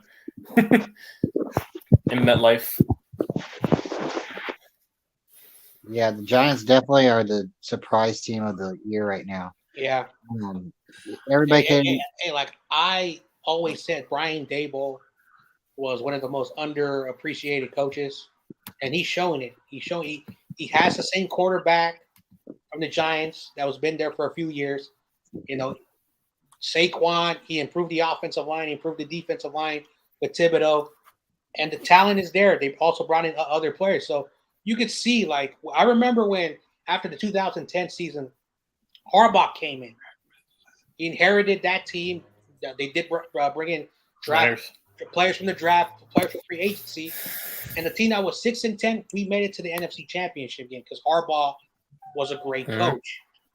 It's just that unfortunately, and again, I'm not trying to say it was all Jed York and Balky, but yeah, Harbaugh, his character, the way he is, doesn't really match together with the ownership. So that's why I felt that after 5 years, my gut told me he was going to be gone. Oh my God. Yeah. No, I'm just looking at the photo CG sent me. Wow, dude. Who the hell is that? Mm-hmm. I don't know who you're talking about. I need a name. We need the name of the pencil, Nick. Let me see if he sent me something. Yeah, just send it to me over Facebook Messenger. Only use Facebook just to talk business? to family. That's all you. Who's the Hurt Business? I know, that's all I saw. I saw that it said Hurt Business. Wait, what? In the private chat. The private chat said Hurt Business. Hey, Hurt Business be good until he hits the playoffs. Then all of a sudden his doors What's are gonna this? be shut. What the hell is the Hurt Business? Mm-hmm. You know who the Hurt Business is? Is that Jalen Hurts? Yeah, no, in the private chat. Look at the private chat. Yeah, I saw that, but I don't really give a damn. Hurts Business. It's probably like Michael did a stream by. Michael. Oh no! What if it's TOP? Watch it be TOP. Because this man TOP talks about the Hurt Business more than his own quarterback. Dude, this guy. So the picture CG sending me. This guy is like big built, and I mean his neck is like all muscle. It's like a triangle that goes up to his head. It's insane. You sure it's in the Sean Oakman or some shit like that? I don't know. Hold on. Let me You can always image reverse. I think there's an image reverse thing on Google you can try So you can pinpoint one person. Let me let's tell my camera here. Hopefully it picks it up. Oh, not comments, camera. Okay. That's Sean Oakman? Is that guy. Sean Oakman? And he sent me another one. Give me a minute. Looks like Sean Oakman. Oh, bring CG back on. Right there, that guy. No, that one's to kill Spikes, and the other one is the wide neck guy, the one that everybody was talking about on social media, where he had the big wide neck. Remember that dude? This guy right here. No, that's to kill Spikes. The other one, the one with the full face, is the other guy. Yeah, that's him. Whoa. That's the one that looks like to kill Spikes. The big that's neck. that's my kid. That's my kid and the grand dog. In case you guys are wondering. All right, man. Don't worry. The grand dog. Yep. No, but you see the guy with the big neck, right? The big white neck. Yeah, that's the one I said that looks like to kill Spikes. Oh, that you meme. Hang on. You guys never heard of that dude? Remember the neck? That's like freakish. That's like. Let me Google the meme. Hang on, Remember a while back they used to talk about this guy with a big wide neck? Prison neck guy. I'm gonna Google the meme. Prison neck guy. Hey! Does anyone know who? Hold on. Charles McDowell. No, hold on. That's what it's saying. Does anyone know who is Just Cause Podcast? I just got a message from this. I've never met this person. I don't know who that is. The neck guy, right? Yeah, it's a neck dude, the wide neck dude. Yeah. Remember him and that one pretty little. Remember that one? It's saying with some guy named Charles Dion McDowell. Yeah, that's the one that has the wide neck. Everybody was talking about him a few years ago. Look, you don't believe me? I'm gonna share my screen. This is what I get on image search. Corey, if you let me show my screen, look. This is what they're showing. This is what they're giving me. Look. Spikes. That's the Kill Spikes twin. Look right here. This is what I got on my Google search. If you allow me to show the screen, look. This is what first thing that comes up now. But that's the Kill Spikes' twin. That's the Kill Spikes twin. It says this guy named Charles McDowell. That's what it's telling me. Hey, but David, doesn't that look like the Kill Spikes? Because I gave you the comparisons between the Kill and the other guy. It's on the panel, Corey. If you need to put it on. What is that? God damn! I googled prison neck guy, and it's the first thing that pops up. I have never. Charles Dion McDowell. That's what it's saying. He used to be a meme, bro. He was a meme from going to jail with the mug. I think he got in trouble with man has received some fame after his mugshot went viral. Charles Dion McDowell, was arrested in Escambia County in November 13, in 20, But isn't that kind of like the Kill Spikes resemble twins?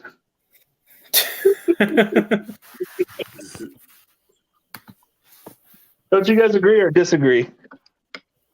That's what it's. He looks like the Kill Spikes. He does look like the Kill Spikes a little bit. He does, with the neck. Just a little bit, yeah. Dude, I'm dying, bro. Like, who has a wide neck like that, bro? Anyway. Can you make your neck into a muscle, too? God damn. Yeah, I just got a message from Instagram. Someone called it the Just Cause Podcast. Some guys from Vancouver that do hockey. I don't know. Never mind. Are you looking to do a hockey podcast? And maybe that's why. What if they're Sharks fans in Vancouver? Okay, hockey. I don't even like hockey. It's a weird sport. Maybe they don't know. Maybe they think you like talking the other sports. Dude, my thesis. What if they're Niner fans in Vancouver? 49ers. Maybe they are Niner fans. Yeah, what if they're Niner fans from Vancouver? You never know. There are some Niner. There is a chapter in Vancouver that do have some Niner guys. They said they cover the Vancouver Canucks. Yep, and they got a Niners chapter down. I know one of the fans that comes from Vancouver. He tells me that they got a chapter in Vancouver with Niners too. That's the point. It's not the point. I'm saying I don't cover hockey. I'm not a hockey fan. Yeah, I know. Maybe because you talking about hockey on here, they probably thought you was. Oh, I talk about. We didn't talk anything. Oh, San Jose. That's probably what it is. Hey, you brought it up. San Jose Sharks. That's about it. But I don't follow hockey. My friend. You just talked about it, and you probably an audience saw it. But the long neck guy was funny, right? I will say this. The Sharks will always own the Rangers. That ain't gonna happen. Look up with all time. The Texas Rangers. Okay. The Texas Rangers. So You know what I call him? I call him Hobo Ranger. Okay, They're that was weird. the Texas Rangers are a poverty franchise for the baseball. Or the Texans Power Rangers? No style. Texas Power Rangers. Well, CG knows. CG You know knows what about team I hate poverty. the most? You know what team I hate the most is the stupid Angels. I hate those motherfuckers. Fucking still in the damn World Series, you fuckers. Well, CG knows poverty. You know, his Lakers have been poverty for the last decade. No, 17 championship is not poverty, brother. It's a dynasty. I said in the last decade. Yeah, but in the last decade, and that bubble ring doesn't count. Wait, didn't we just win one finals during that decade? That bubble ring doesn't count. It was in the bubble Still counts. pandemic. The bubble ring doesn't count. Yeah, bubble ring doesn't count. Here's something that the Golden State Warriors will never have on the premiere. They're never going to have this. You're never going to have a HBO talk show with the rise of the dynasty, bro. Okay, wonderful. Hey, They still beat I you. don't think. Have the Warriors ever been on HBO on a season premiere of a dynasty? No. Okay. The Lakers are. Okay. Okay. I don't know what HBO has to do, but It's whatever. called Winning Time: The Rise of the Lakers Dynasty. Yeah. Anyway, the Bulls own you. Hey, listen, all I know is HBO hosts Hard Knocks, so you're on the same panel that they host Hard Knocks, so it's not anything big over there. Mm-hmm. If you don't get it, have you seen the Warriors get a HBO show out of it? Nope. Hey, listen, don't be if they do a Hard Knocks on the basketball, don't be mad if you guys get on there. No, I heard that the Bulls are going to go on it. Yeah, I heard the Yep. Bulls are. They're terrible. Yep. you see what Tommy Huxley's girlfriend did to him? Tommy, When what? he- Tommy's Tommy's girl? girlfriend, What did she do? fiance, did to him on Jay and the Bay show. He came on there live. I didn't see Tommy on it. What happened? Yeah, she kept on blocking him. She kept on coming in the pitch like, no, you don't need to be on here. No. Oh yeah, she did that on Rumble a few times, and she even spoke to Rumble. Rumble, you know Tommy's always on all of these. Actually, she's British because she has a British accent. I can't. Oh, so Jada Bay kicked her out. Wow. No. No, man. I gotta go watch that video. Tommy was trying to talk on Jay and the Bay, and she kept on coming and interrupting. I said, now, see, because it switched the whole shoe fit. It was I'm funny. gonna have to jump on Jay and the Bay show at some point, man. We gotta hash it out, man. I ain't letting this guy get into the pocket. Hold on, Christian McCaffrey will play against the Chiefs. Oh, he's heard playing. it Confirmed.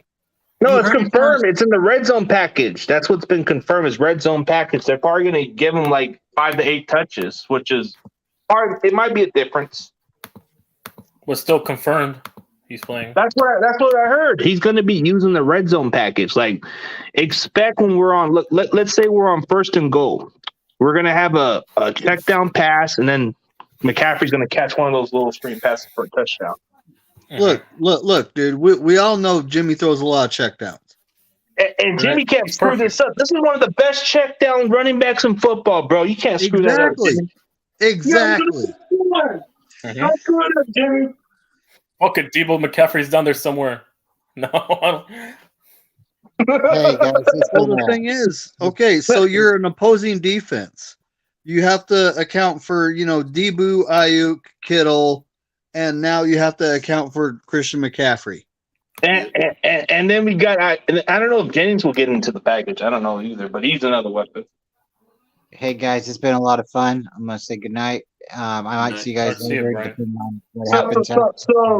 let's get Go this Niners. straight. Right, have a good one, bro. All right, you too, man. All right. So McCaffrey is going to play. I told you so, bro. It's probably going to be a package play. A package play. No, they're going to A use him in the package play? red zone package just to get him accustomed to the playbook because they're not going to just sure give not? him. You sure not a gadget play? Man, knowing Shanahan, he does some unpredictable shit. Who knows? Yeah. Hey, but I might need to catch in, man. We all need to gather in with Jay and the Bay, bro. Be kind of cool to all reunite. He does his little college show. I think I could just jump in on. Yeah. And I don't got nothing against him. I like him, dude. I don't get it, but Berggame talked him into it. He said he'd be cool with it down the road. Yeah, I was cracking up. I was like, tell my girlfriend kept on trying to interrupt him. So wait a minute. So isn't that the one that controls Tommy? That's what Tommy told me. She controls him. I don't know if that's true. Oh, it's she was like, "No, you're gonna spend time with me." No, that's what I heard. Something about like, "Oh no, you spent time with me" or something. She's a pretty lady too. I was looking at Tommy like, "How'd you do that?" No, he showed me on Instagram. He showed me that shit on Instagram. I said, "Hey man, that's cool." But she's controlling on him about schedule wise, bro. I mean, I get it. Gotta make her happy. I just saw it. Tommy's wife was like, like a photo bombing or video bombing. It's Anne Marie, or is it? Yeah, it's Anna Marie. Anna Marie. Wait, no, I think you guys thought it's a British chick. I think she does the fake accent because Tommy told me she's Hispanic. Wait, what? Tommy told me that she's Hispanic or something. Dude, like, I asked him this on Valik's stream, and he got a little bit defensive. Like, he said, "Hey, yo, we'll talk about that behind the scenes." I was like, "What?" Anyway, so. Oh, he tells me behind the scenes, but I don't want to say it. But she does the fake British accent. Anyway, she's Mexican. So I have to say this: Warriors are gonna win 17 titles. No, they're not. Yeah, speaking of the Warriors, no, they're not. Because I'll be dead by then. I'll be dead. No, you'll be alive, CG. Trust me, you'll see it. Speaking of Warriors, if they win 17 championships, I'll be 200 years old by then. No. In 15 seasons, yeah, I'm calling it right now. Plus, all we have to do is win. Let's see. Let's do the math. Let's just face it. I never am a Warriors fan and never will be. Okay. I'm a Lakers, bro. I know. I get it. Hey, listen. Dude, the Kobe Bryant days got me hooked, bro. Kobe hooked we'll see me into November 18. November 18, Knicks and Warriors in the Chase Center. Okay, I'll be doing that game. Explain what happened, in 2008 or the year you guys lost to the Celtics. What happened then? We bounced back the following year. We played the Magics and won the championship. Then we played the Celtics the following year. We won it with certain players. Like the Magics were trash, man. You got so lucky. Still don't matter. It's still a championship.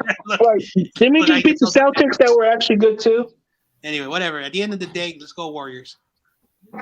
You lost to a team in Canada. Come on, man. Okay, what's your point, man? You lost to a team in Canada. Okay. You lose to a team outside of America. Not at all. At least I don't lose to a team in Canada. They got ready for the CMC tomorrow. Man. That's like losing to Peo. You lost to my buddy. And he's actually a Raptors fan, too. And also, at the end of the day, man, the Celtics have more titles because the bubble. No, actually, it's tied. They're both 17-15. No, it's 17-16. The bubble don't count. No, the bubble doesn't count. Oh, come on, dude. Don't discredit that. Okay, don't discredit it. It's still 17 championships. Come on, man. Don't discredit that. No. Technicality. Bro, it's 17-17. Okay, whatever. Is what it is. So are you gonna discredit the freaking Patriots for cheating all their Super Bowls? Are we gonna discredit that shit? Are we gonna discredit the 2012 Ravens, even though they were caught? No. So what does turning the lights off in that Super Bowl have to do with the game overall? We lost, dude. Turning the lights. That's what I'm saying. What's the point? We still lost. I know it was 34-3. Like even though we. But it was bad official calls. Bad official calls. Okay, so it is what it is. Yep. Plus, How did Ray Lewis get away? How did Ray Lewis get away from fucking pushing Brian Davis? He threw the ball 4 different times. But how do you not call a penalty on Ray Lewis pushing on Vernon Davis, bro? Yeah. That should have been called unsportsmanlike conduct. And Kaepernick got hit out of bounds, bro. No flag. But who am I to say, man? Anyway. But that's just like this. I guess if it wasn't for the Patriots cheating, I guess they'd be 0-time champions in your guys' model. Yep, Tom Brady's a cheater. He's a goat. So I guess the 85 Bears don't exist, so they don't have a championship then. They're trash. Why are you taking your Ravens, they're trash too. Why are you taking all the No, I'm taking your guys' logic. Hey, listen, a lot of heat from that couch. Okay? A lot of heat coming from that couch The right now. NBA suspended the season. Then Dude, they decided it don't matter who won the championship. Who won? Dude, even though you guys Hey, said, listen, did they suspend the season when the '85 Bears won? no. hey, but who was the Exactly. quarterback? Hey, let me tell you what. Jimmy G is the modern era of Jim McMahon. Have you seen what Jim McMahon does on the field? Doesn't do shit. Everybody talks about him, how good looking he is, and all that bullshit. Everybody was hyped. No, Jim McMahon was one of those hype guys. He didn't put up the stats. Like even David would agree about it. Isn't Jimmy G kind of like what Jim McMahon is? Doesn't give you the stats, but gets the job done if it needs to be. Okay, I'm not sure what happened here, but no, Jim McMahon was the hype guy. Everybody was talking about how fucking pretty that dude is, and everybody was fucking like. Jim McMahon was ass. Yeah, he got lucky one year. Exactly like Jimmy G is.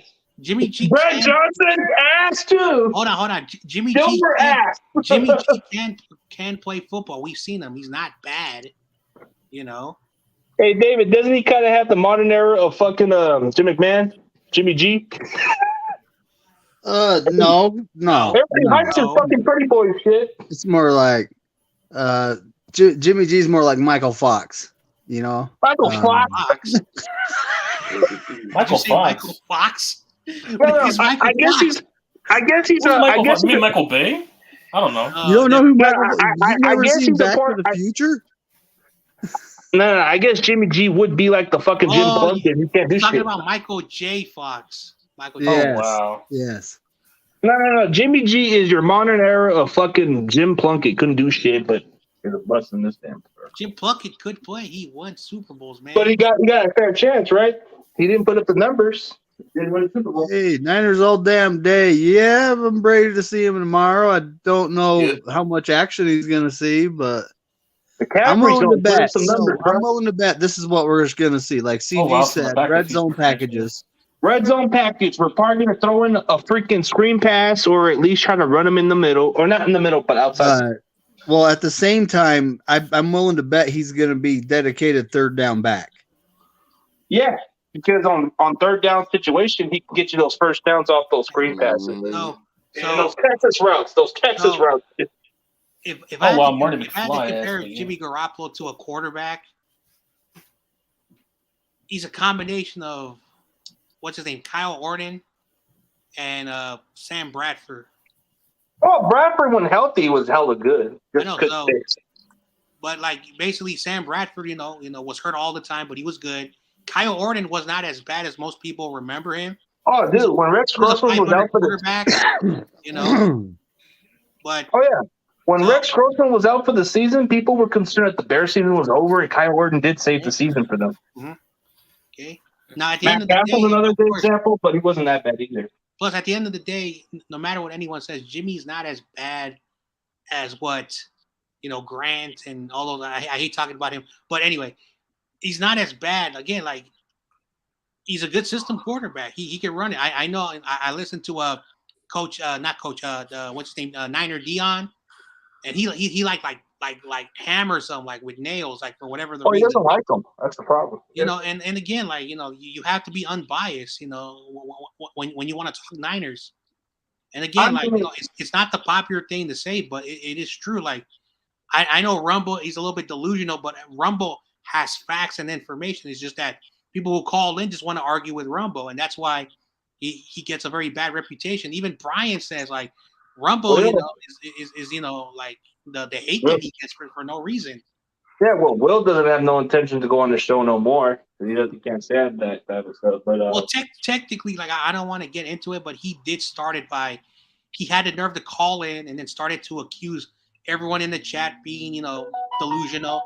He insinuated Rumbo was a racist. He did. He insinuated that Rumbo was a sexist. He insinuated, he was, homophobic. So, he can't just say, "Oh, Rumbo." No, you're the one who call in there and make yourself look like a goof. Also, during that time, I remember he was hijacking people's calls by unmuting himself and it's, just like taking people's time. But he doesn't want to admit that. It is what it is. And again, I'm coming from impartial. And again, I don't hate Will or whatever his name is. I don't hate Rumble, but yeah, you could tell the people I just want to argue with them. There's no respect. Yeah, you can tell Nighter by Nature doesn't go on Rumble as much anymore. So I mean, again, like what are you trying to prove? Like, what's the point? Again, when Jimmy made like when he played against the Broncos, I was just like ripping him. I was ripping him, but then I think he looked like shit. Yeah, he looked like Dan Orlovsky that day. then the following week he played good, managed the game, did what he was supposed to do, did his job against the Panthers, did his job, and he was airing the ball out. He was throwing it deep, but nobody wants to talk about that. Nobody wants to say that. So I'm very confused, and that's the reason why I'm done catering to people like Niner Dion and all those other guys until you can get your butt out of your backside. Don't come to my channel because I'm not going to have an argument with you. I'm done. I mean, everybody has their own opinion about it. Yeah. I mean, Jimmy doesn't always do. The problem is Shanahan does too much, and maybe that's what really kills Jimmy's. Like there was 5 drop passes. Nobody wants to talk about that. Oh yeah, you can't blame him on those drop passes because he's not catching the ball. And then a good throw, like everyone said, it was a good throw to Brandon Ayuk, and then guess what happened? Brendel held the stupid defensive tackle. But he got pushed to the ground too and dragged him. So I'm just like confused, like he's doing what you guys said he can do. He can stretch the ball down the field. He doesn't do it all the time, but he's done it before. So I'm just trying to understand, and that's why again I don't have any issue, but I'm just trying to understand the what people are seeing that I'm not seeing because I'm watching the same damn thing. I mean, we already know what we're expecting from Jimmy. He's not going to always throw you those deep passes, but I think he's been pushing for throwing some deep passes, but Shanahan's been keeping them limited, I guess. No, because we've seen a press conference where he did say he would love to throw us some deep shots, but Shanahan doesn't give him the opportunity to do it, bro. And the problem is, bro, how are we going to throw some deep passes to guys like Charlie Warner who doesn't even catch the ball most of the time, and you're going to throw it to a guy like Ray McLeod who can't even hold on to the ball to save his life? Look, I see Jimmy throwing into double and triple coverage. I see Jimmy staring down receivers. I see him doing stuff that a 9-year vet should know better. But when it comes down to it, I don't hate Jimmy. He's pretty good. Mm-hmm. When he's just not that guy. He can't pick up the team on his shoulders like this last game. He can't pick us up and carry us to a victory every now and again. We don't ask him to do that. And they just shouldn't ask him to do that because he's just not that guy. Yeah, true. And again, I'm not trying to apologize for him because 9 seconds, and that's Kyle's fault for bad clock management. He had 1 minute and 3 seconds, and we wasted 50. I think we wasted 54 seconds just to get to midfield. Bad clock management. Yeah, and Shanahan gets too unpredictable. Don't have any excuse to throw the football 30 yards down the field, and then it's an interception. And then everyone will say, "Oh, John Jay Debo was pass interference." I saw that second interception. Jimmy threw another interception that was called back. That's the one I was talking about, where he threw the ball right at the linebacker. But that was a defensive penalty that was taken away. But the interception where he threw the ball was too high for Debo. So the ball went up in his head. Debo's barely 6 foot. So I don't know why you're forcing throws down the field. And yeah, 100% true. I get it. But Jimmy does good stuff, but he also does boneheaded things. And that's why he gets a lot of criticism. But he's not as garbage as most people. That's all I'm trying to say. I mean, he's kind of like at the same level as Derek Carr in a way, a little bit. He's not bad either, but he's decent. Well, Derek Carr has never had a defense. I know a lot of people on YTC streams talk about how Derek Carr is ass. If he would have had a good defense, look what happened. Matthew Stafford was with the Lions, and then he goes to the Rams. He wins a Super Bowl. Well, dude, Carr was with the Niners. If he was with the Niners, he'd be Super Bowl champion. Yeah, because he's not as bad. And you look at the last 3 seasons, he basically has a 70 touchdown, 20 5 interception ratio. That's good ratio. That he's And taking care of the ball. He's not throwing the ball away. It's just that, you know. getting hit a lot and the poor supporting cast, that's what really hurts him. I think he deserves to play better elsewhere, but they just keep him around. Like, if I'm a player of that guy's caliber, I would just do exactly what Stafford did. Just get out of that fucking organization and go start fresh. Maybe go to New Orleans. Maybe there's a chance maybe Sean Payton can come back to the Saints. Who knows? Dude, the Saints are a mess right now. But maybe that can their intrigue. cap situation for the next 2-3 years, they're going to be paying a lot, taking a lot of cap hits from restructuring contracts. And I mean, this is why Sean Payton left, because he knew the team was going down the toilet, and he did not see any way of possibly even rebuilding them in the next 3-4 years. So I guess Sean Payton's just taking a full year off just to evaluate his next job, huh? Isn't he being off of coaching for 2 years? I don't know. Yeah. I mean, when it comes down to it, he could come back anytime he wants, and I'm sure any NFL organization would take him. Honestly, I mean, Kyle does his boneheaded shit too. I mean, pardon my language, when it comes to like Jimmy G, he does boneheaded stuff. Kyle does it too. I think I Sean Payton. know AZ Sports wants what's his name? Sean Payton. Sean Payton. Yeah. Yeah, I heard about that on the chat room too, and all the other stuff he was saying. Man, he's preaching. He wants the cat pay for that shit. But I think Sean Payton even said that if the Niners were to like move on from Kyle or at least keep Jimmy, he would be intrigued to stay there. He would want to go there instead because that's one of his favorite football teams growing up. Sean Payton grew up a Niners fan. I think he was born in San Mateo or something. I don't know. You guys might need to look that up from Sean Payton. I think he said he came from San Mateo or something like that. Same city as Tom Brady, I believe. But he played his high school ball somewhere down in Illinois. Then he went to Eastern Illinois. But he said his family grew up Niner fans. You never know.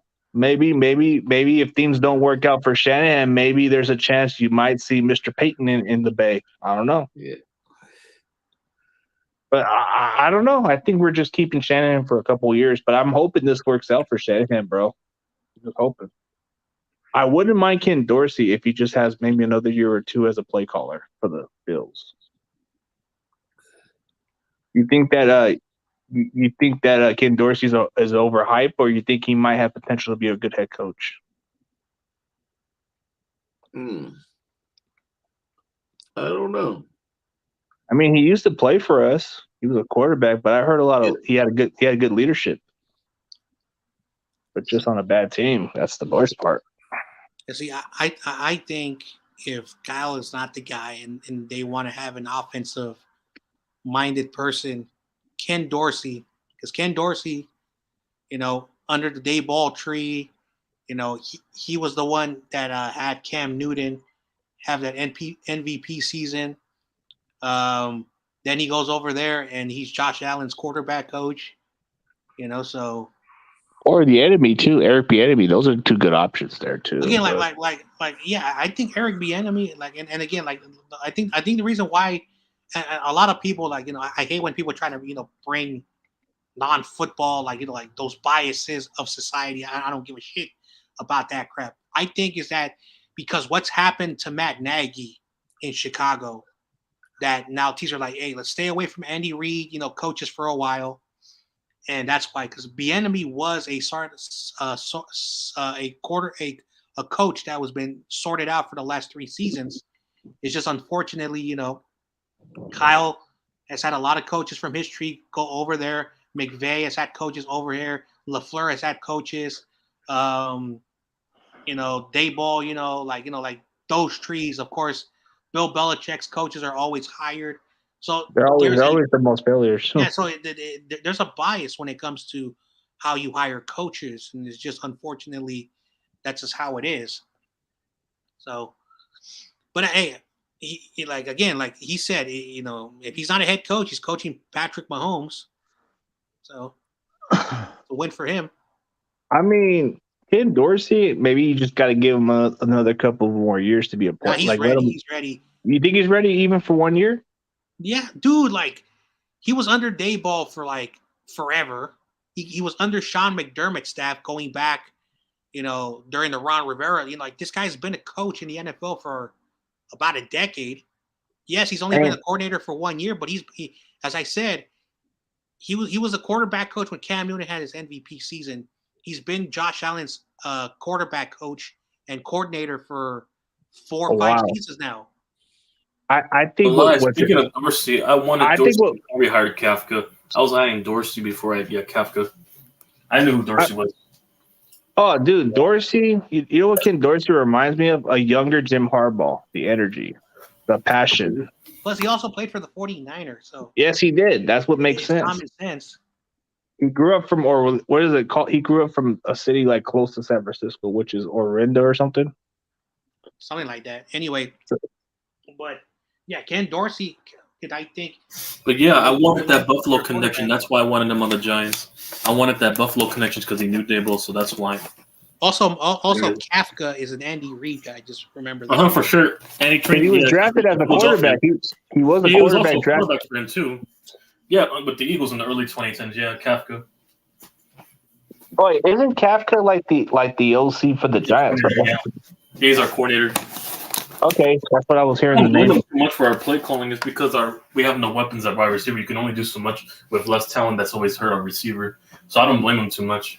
So what coaching candidate you guys think will get a head coaching job next year? You think somebody like Kellen Moore will get a job at some point, or you think it's going to come down to Dorsey or DeMeco again, or DeMeco Ryans? I mean, so basically Ken Dorsey. Maybe DeMeco and Kellen Moore. I would say, yeah. No, Kellen Moore is a product of the Cowboys. But he might just be a solid hire. I mean, look at Sean Payton. He did come from the Cowboys coaching. What happened to Brian Leftwich? He was a top candidate, and then he was exposed because he had Tom Brady. Okay, he was Sam Bradford's quarterback coach with the Cardinals, and you saw how that ended up. And again, it's about the body of work. So, and that's the reason why, like a lot of coaches, like they just hire. He's coaching the Cowboys, big organization, Dak Prescott is a great quarterback, like they make a lot of excuses, but when you have to get your quarterback, can you develop them? And that's why so many coaches, 90% of coaches get fired after 5 seasons because it doesn't work out. But Colin Moore does have a track record. He did develop Dak Prescott, and Prescott's one of it. Dak Prescott was a product because Tony Romo was supposed to be the quarterback. They had a good offensive line. Zeke was still in his prime. Their defense was still young, and they were very dangerous. Since then, what has Zeke done? Shit. What has Dak done? He's but he's actually kind of like he's kind of been the mentor throughout Dak's career. Alex Smith at this point. Man, there's no argument for Kellen Moore.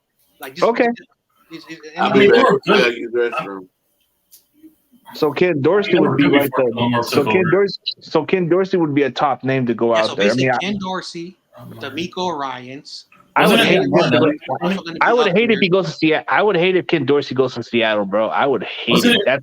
That's hiring another Pete Carroll. It was like a Ron Martinelli something. I know it was a coordinator before Kellen Moore that was working with Dak, so it's not really just And then you have these two names, and it's only 6 weeks in the season. The defensive coordinator of the Giants and the offensive coordinator of the Giants.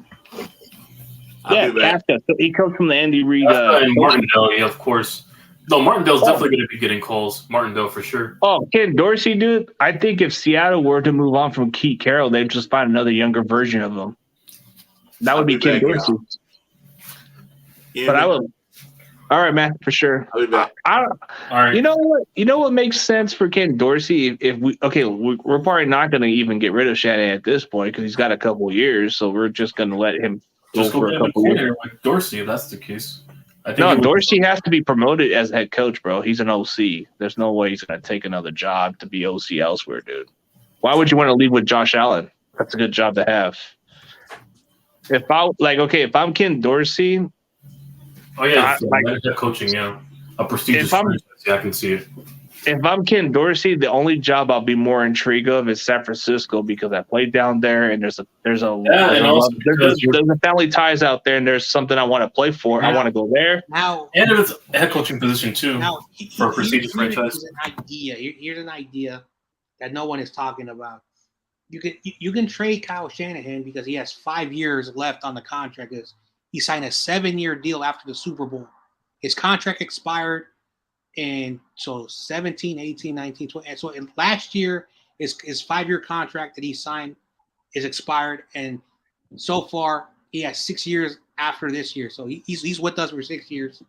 Yep, we're stuck with him. But I think he's trying to turn it around. But you can trade him. And there's going to be a lot of value for a team that's, they're trading, and we can get a first-round pick. You might flee Chicago for that first-round pick. You never know. The point that I'm saying is that Kyle has to salvage the year. Because, again, if he has a losing record, and I was talking about this on my channel this year. No, not this year. This week. He isn't going nowhere. Cowboys head coach Jason Garrett had 1 losing season, had 6 500 seasons, and 3 winning seasons. And his first 3 years, he was 500, 500, 500. And I see Kyle Shanahan like Jason Garrett. He can win games.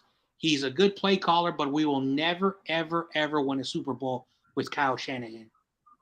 I mean, that's the scary thing about it. And plus the loyalty too, the family loyalty, because the Yorks really have a ties with the Shanahan. No, Jed York. I remember after Chip Kelly, he says, "I'm looking." That's why he fired Balky. He should have fired Balky and had Harbaugh pick a general manager. Yep. So, Tom Sula was a yes man. That wasn't a coach. That was a janitor. Chip Kelly, who got fired from the Eagles. I am still angry about that. And he got money, bro. He got money remaining on that contract, bro. He didn't have to. Chip Kelly didn't have to worry about shit. Don't mention that to Eagle fans. And he went to UCLA. He made Kaepernick so awful. Just because he had Marcus Mariota, no. That's what really ruined Kaepernick's career because they didn't give him a fucking better supporting cast because everybody left. Like, I hate to say this, but they really did kill Kaepernick's career because, like, the weapons he had before, dude, they gave him the lesser supporting cast that he ever had. Once Harbaugh left, Kaepernick's career went down the drain because of all the. Nobody wanted to play. Again, there was a lot of factors, but again, they wanted to play for Vic Fangio. Mm-hmm. They fired everybody, so everyone left. Everyone left. Like, I remember Mike Iupati and Anthony Davis, the offensive line. They left. One retired, one left. They were young. And Anthony Davis came in and out of retirement. That's the weird part. So it was stupid. Like, if Tom Sula was your coach, did you want to play for him? No. Again, the players that was Harbaugh's team, who he assembled. But unfortunately, it is what it is. And we can say, oh, yeah, but if Kaepernick was so good, why were we losing a lot of games? Because I'm sorry, you can't put up in the pedestal. And again, I don't want to bring this up because I hate talking this stuff. Kaepernick made his decision.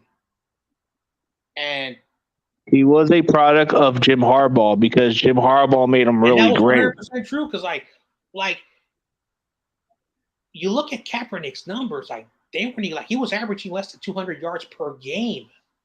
But he was effective. He had Frank Gore, he had Vernon Davis, he had Michael Crabtree, we had pistol formation. Golden. Our offensive line was good, and of course that defense, that dangerous knockout defense. That pistol formation stuff and all that stuff, he was effective. Imagine if you put Patrick Mahomes, say, with a team that was awful like the Jaguars with no talent. Is Patrick Mahomes still the same quarterback? No. I don't think so. Not with that talent. So, quarterbacks are the product of a good team.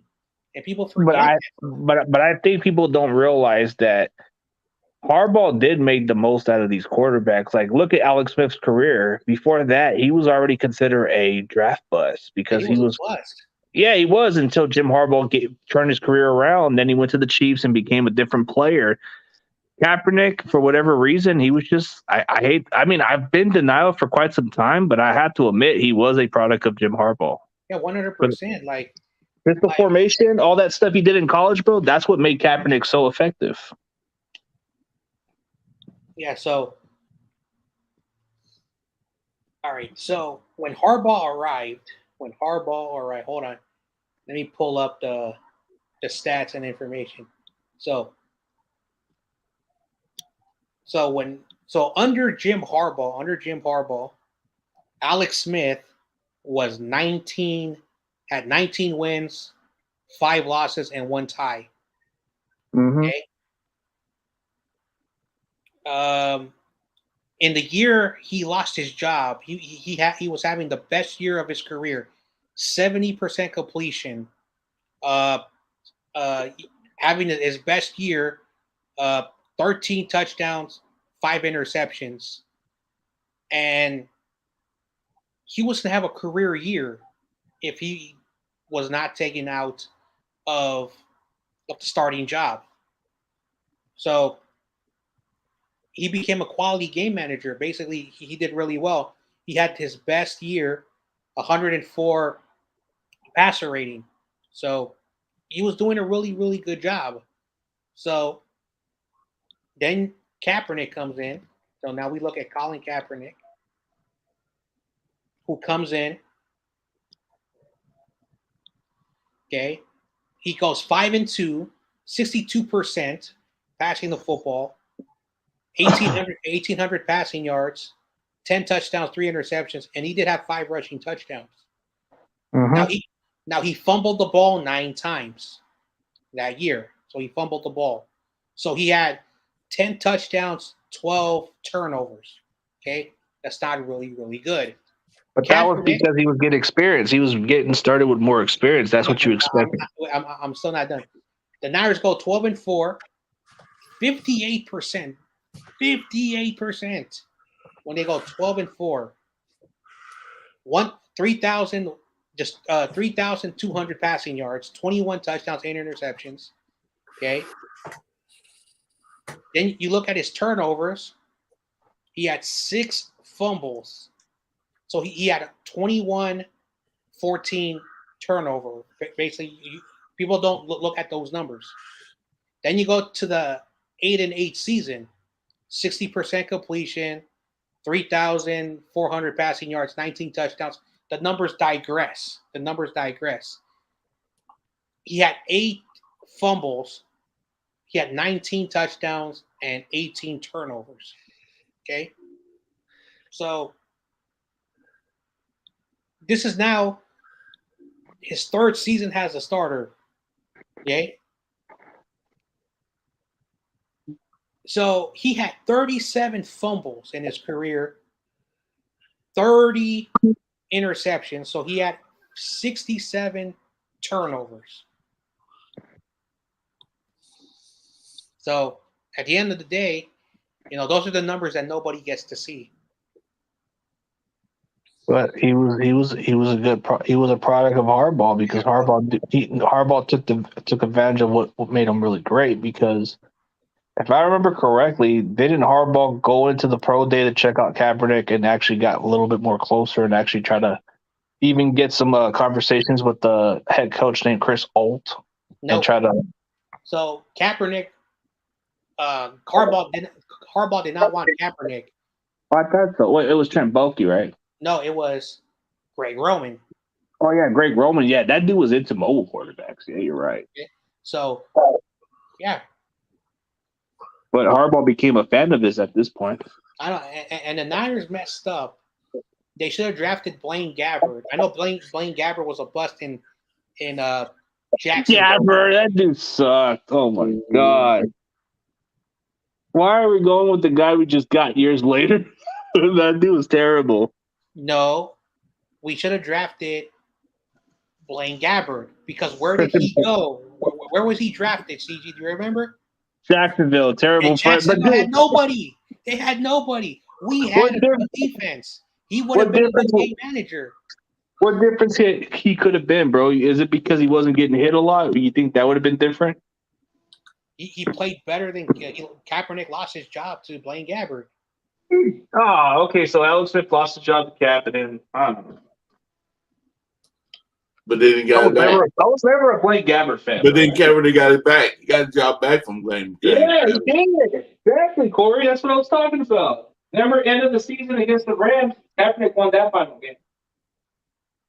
And who was starting at the time? It wasn't Blaine Gabbert. He got replaced. He got replaced by Blaine Gabbert. And then Kaepernick replaced him again. Uh-huh. And then, I don't know, like I think like you said, Gabbert won a couple of games, and then Kaepernick won a couple of games. And that was it for Kaepernick. Kaepernick had, what is it, like 16 touchdown passes, 10 picks, or whatever it was? Or was it five interceptions? So, remember, stats don't really say nothing. Oh, they don't. They don't, for sure. And so I'm not sure what the point is with the stats. Well, if you look at Gabbert's stats, bro, he threw more picks than freaking Kaepernick. Because we had nobody. But I'm saying if we would have drafted him in 2011, we had Frank Gore, we had Cat Crabtree, we had Vernon Davis. We had a good offensive line. You think he would have been a lot different? Because I guess when we got him from Jacksonville, he was kind of beat and scared, right? Like I said, I think he won 2 games and lost 12. You know. This is why Jacksonville gave up on him. I thought he would have adapted, but I guess you're right. He was on a bad team. He was beat up like David Carr was. Remember how David Carr was beat up to death? Yeah, because that was an expansion football team. Just imagine. Dude, I guess, hey, if David Carr was on a better football team then, dude, everybody would have talked different about him. He would have been pretty phenomenal. I think Blaine Gabbert, crazy, we would have had him. Plus, Alex Smith was the quarterback. He would have replaced Alex Smith the following year. Man, I guess Blaine Gabbert would have been our Aaron Rodgers, right? Because remember, Blaine Gabbert was the best quarterback, as a quarterback prospect that year. Remember, him and Pond. No, wait. It was him and it was Cam Newton first. Cam Newton was up on the board. Yeah, so let's go back to that draft. Cam Newton, and then it was Blaine Gabbert in between. Then you had another quarterback from Florida State, Christian Ponder, who was moving up draft boards. Ponder was trash. I'm moving up the draft board. Remember how Christian Ponder was moving up the draft board during the Senior Bowl? He was trash. He was not a first round talent. He got drafted by the Vikings. Oh yeah, the 2011 draft class was kind of iffy a little bit. Like Kaepernick was pretty much the decent one, but like you say, Gabbert was one of the top guys out there. But I think people were hyping Cam Newton too much. Mm-hmm. Well, the quarterback from Alabama who was actually overhyped and went down to the fifth round. Mm-hmm. What's been Adrian and Aaron?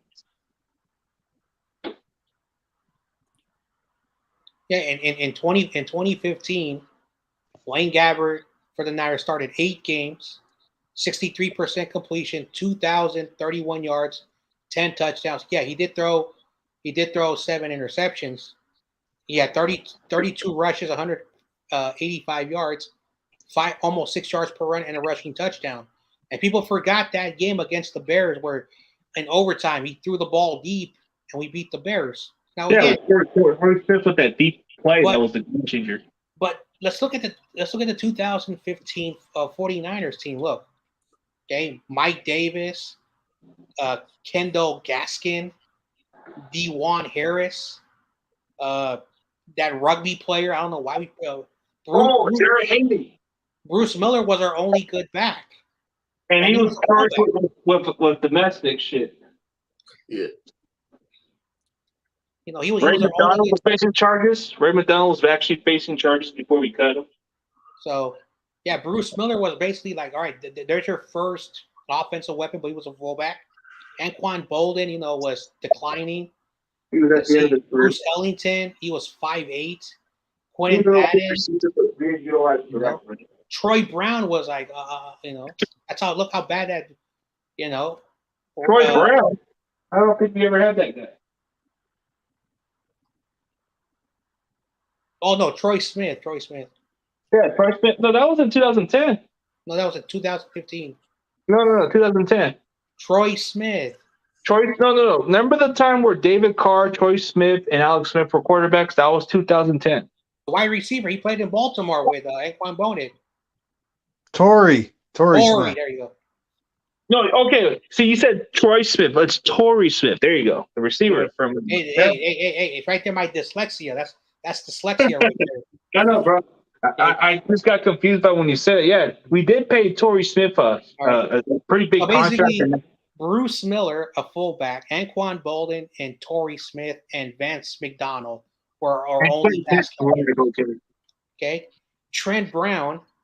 Let's see. He was a good tackle. He was a really good tackle. He just couldn't stay healthy. Marcus Martin from Stanford. He was a rookie. No, he was from USC. Okay. Jonathan Martin, we got him from Stanford. You're talking about the other Martin. So Joe Staley, he was still there. All right. Trent Brown was actually one of our biggest steal in the draft. We got him in the 7th round. That dude was a gem, but just never was able to stay healthy. Eric Armstead's rookie season was in 20, so he was a rookie. Mm-hmm. And let's see. Quentin Dial, he was a bust. Tank Carradine was a bust. Dial wasn't as bad. He was a good run stopper. He just wasn't quite a bad rusher. Yeah, see, Ray Armstrong. He was decent. Like, he was a very solid player. Just, I thought he was going to. Ray Armstrong wasn't that bad of a linebacker. I know he wasn't bad, but he didn't fit Robert Saleh.